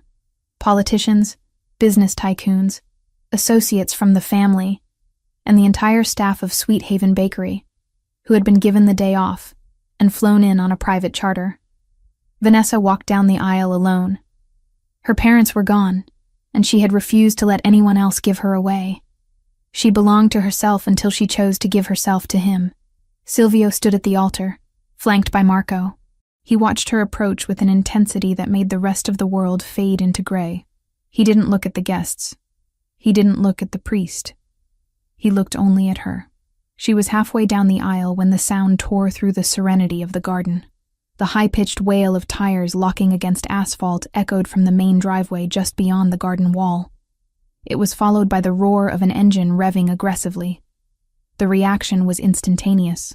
Silvio didn't flinch, but his hand moved inside his jacket. Marco stepped forward, shielding Silvio. The gardeners dropped their rakes and drew automatic weapons from beneath the flower bushes. The guests gasped, a ripple of panic moving through the crowd. Vanessa stopped. Her hand went to her stomach instinctively. The memory of the warehouse, of the laser dot, of the glass shattering, flooded back. Not today, she thought furiously. Please, not today. Silvio's eyes left hers for a split second, snapping to the perimeter wall. He raised a hand, signaling his men to hold fire, his face a mask of calculated violence. The engine roared again, closer. Then, a car door slammed. "Wait!" A voice shouted from the other side of the gate. "Don't shoot! I'm the best man! I have the rings!" The tension in the garden snapped like a rubber band, but not into violence, into confusion. Marco tapped his earpiece, listening to a report from the gate guards. His shoulders relaxed. He looked at Silvio and gave a sheepish nod. "It's Dante," Marco whispered loud enough for the front row to hear. "His car broke down on the highway. He borrowed a delivery scooter to get the rings here, then hitched a ride with the caterer's late van. He told the driver to floor it." Silvio let out a breath, his hand coming out of his jacket empty. He looked at Vanessa. She stood frozen in the middle of the aisle. Then, she started to laugh. It started as a giggle and bubbled up into a full, belly-shaking laugh that relieved the pressure in the air. "It's okay," Vanessa called out to the terrified guests. "It's just the rings. Nobody is dying today." The gate burst open, and Dante, Silvio's youngest cousin, ran in, disheveled, holding a velvet pillow. I'm here. Don't kill me, boss." Silvio shook his head, a wry smile touching his lips. He stepped down from the altar, ignoring protocol again, and walked to where Vanessa stood. "Are you okay?" he asked, taking her hands. "I'm fine," she said, wiping a tear of laughter from her eye. "Just never a dull moment with you, is there?" "Never," he promised. "Shall we finish this before anyone else decides to crash the gates? Please." They walked the rest of the way together. The vows were short. They didn't need flowery poetry. They had already proven their devotion in blood and ink. "I, Silvio, take you, Vanessa, to be my wife, to protect you when the world burns, to honor you when the silence falls, To love you until my last breath leaves my body. I, Vanessa, take you, Silvio, to be my husband, to stand with you in the shadows, to be your anchor in the storm, to love you and the family we are building forever." When Silvio slid the simple gold band onto her finger, next to the massive diamond, Vanessa felt a sense of completion so profound it made her lightheaded. "By the power vested in me," the priest said, looking slightly relieved that no shootout had occurred, "I pronounce you husband and wife. You may kiss the bride." Silvio didn't wait. He pulled her close, mindful of the baby, and kissed her with a passion that made the guests cheer. It was a kiss of victory. They had won. The ex was gone. The rivals were dead. The empire was secure. The reception was a blur of golden light, jazz music, and enough food to feed an army. The ballroom of the estate was decorated with thousands of candles, casting a warm glow over the revelry. Vanessa sat at the head table, her feet throbbing but her heart full. She watched Jessica dancing with Marco, laughing as the stoic bodyguard tried to keep up with her energy. She watched her bakery staff eating lobster and drinking champagne, treated like royalty. "You look tired," Silvio murmured, leaning close to her. His hand rested on the back of her chair, his fingers idly playing with the stray curls at the nape of her neck. "Happy tired," she corrected. "My feet are plotting a mutiny, though. We can leave," he offered immediately. "I can clear the room in 5 minutes." "And miss the cake?" Vanessa pointed to the massive 5-tier confection in the center of the room, a creation from her own bakery, designed by her top pastry chef. "Absolutely not. I need to see if the buttercream held up." "Always the baker," Silvio chuckled, kissing her temple. "Come, dance with me. 1 song, then we cut the cake." He helped her up. She felt heavy, her center of gravity shifted, but Silvio held her as if she were weightless. They moved to the dance floor. The band slowed the tempo, playing a soft, instrumental jazz ballad. Silvio pulled her close, leaving space for the baby between them. They swayed gently. "You did it," Vanessa whispered against his lapel. "You gave me the fairy tale. A slightly twisted, dark Mafia fairy tale, but a fairy tale nonetheless." "You wrote the story, Vanessa," he said seriously. "I just provided the setting. You are the one who turned a contract into a life. I love you, Silvio. I worship you, Vanessa." She closed her eyes, resting her head on his shoulder, letting the music wash over her. She felt the baby shift again, a low, deep pressure. Then she felt something else. A sharp, distinct pop low in her abdomen, followed immediately by a gush of warmth. Vanessa stopped moving. Her eyes snapped open. "Silvio," she said, her voice strangled. He stopped instantly. "What is it? Are you in pain?" "The cake," she said, looking down at the puddle of clear fluid rapidly expanding on the marble floor beneath her gold dress. "We're going to have to skip the cake." Silvio followed her gaze. He stared at the water. For a second, the ruthless Mafia boss looked completely, utterly panicked. "Is that my water?" Vanessa confirmed, gripping his lapel tighter as a contraction hit her. Not a practice one, but a real, tightening cramp that stole her breath. "It's time." The transformation in Silvio was instantaneous. The panic vanished, replaced by tactical command mode. "Marco!" he roared over the music. The music cut out. The room went silent. "Get the car. Call the hospital. Tell Dr. Vanzetti to prep the delivery suite." Silvio barked orders as he scooped Vanessa up into his arms. "Silvio, I can walk," she protested, though another contraction made her wince. "You are in labor. You do not walk," he stated, striding toward the exit. "Out of my way! Move!" The guests parted like the Red Sea. Jessica came running up, her face pale. "Is it the baby?" "It's the baby!" Vanessa called out over Silvio's shoulder, actually laughing despite the pain. "Jess, save me a slice of cake!" "Go, go!" Jessica shouted, clapping her hands. Silvio carried her out of the ballroom, down the grand steps, and into the waiting limousine that Marco had already pulled up. He settled her in the back seat, shouting at the driver to drive. As the car sped away, leaving the party behind, Vanessa gripped Silvio's hand. The pain was intensifying, coming in waves. "Breathe," Silvio coached, looking more stressed than he had during the shootout. In and out, just like the class. You hated the class, she panted. I hated the pillows, he corrected, wiping sweat from her forehead with his silk handkerchief. The breathing was logical. You are doing great, Tesoro. My treasure. We will be there in 10 minutes. Silvio, she gasped as the contraction peaked. If I break your hand, I'm sorry. Break it, he offered, offering his other hand too. Break whatever you need. Just bring our son to me. The labor was long. It was messy. It was agonizing. It was nothing like the movies. For 6 hours, Vanessa fought. She sweated, she cursed, she cried. And through every second of it, Silvio was there. He didn't leave the room. He didn't look away. He held her hand. He fed her ice chips. He let her scream into his shoulder. He was her anchor in the storm of biology that was taking over her body. When the final moment came, when the doctor said it was time to push, Silvio was right beside her head, whispering encouragement in Italian, his voice thick with emotion. You are a warrior, he told her. You are the strongest thing on this earth. One more, Vanessa. Just one more.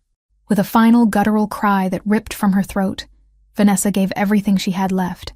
And then, the sound changed. A thin, high-pitched wail filled the room.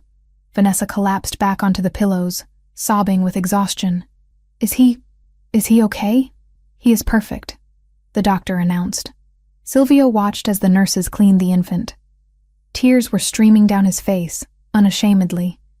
He looked at the bloody, squalling bundle as if it were the Holy Grail. The nurse wrapped the baby in a blanket and handed him to Vanessa. She looked down. He was tiny, red-faced, and furious at the world.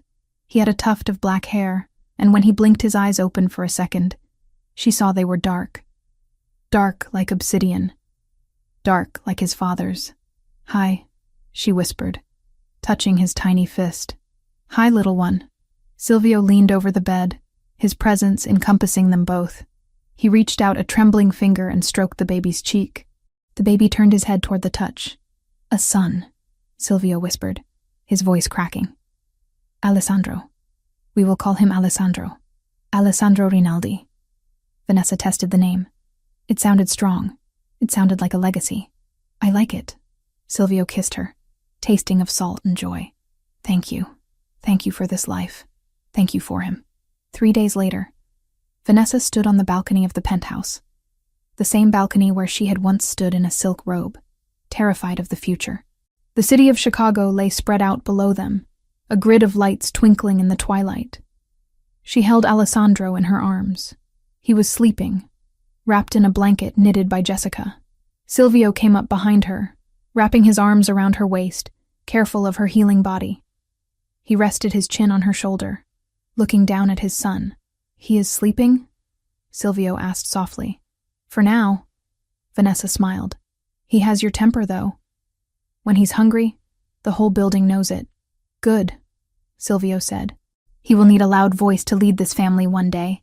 Vanessa leaned back into him. You know, a year ago, I was serving pasta and dodging a man who called me worthless. I was counting pennies to pay rent. I thought my life was over. And now, Vanessa looked at the reflection in the glass door. She saw a woman who had walked through fire and come out forged in gold. She saw a mother holding the future in her arms. She saw a wife held by a man who would tear down the sky to keep her dry. Brandon was gone, rotting in a cell, a forgotten memory. The Albanians were a ghost story told to frighten new criminals. Sweet Haven was an empire of sugar and flour. Now, Vanessa said, turning her head to kiss her husband. Now, I think the contract was the best deal I ever made. Silvio smiled, the dangerous, possessive smile of the Mafia boss, softened by the love of a father. It was not a contract, Vanessa, he whispered, tightening his hold on his world. It was destiny. Below them, the city moved on, unaware of the kings and queens watching from above. But in the penthouse, surrounded by glass and steel and love, the Rinaldi family had finally, truly, come home.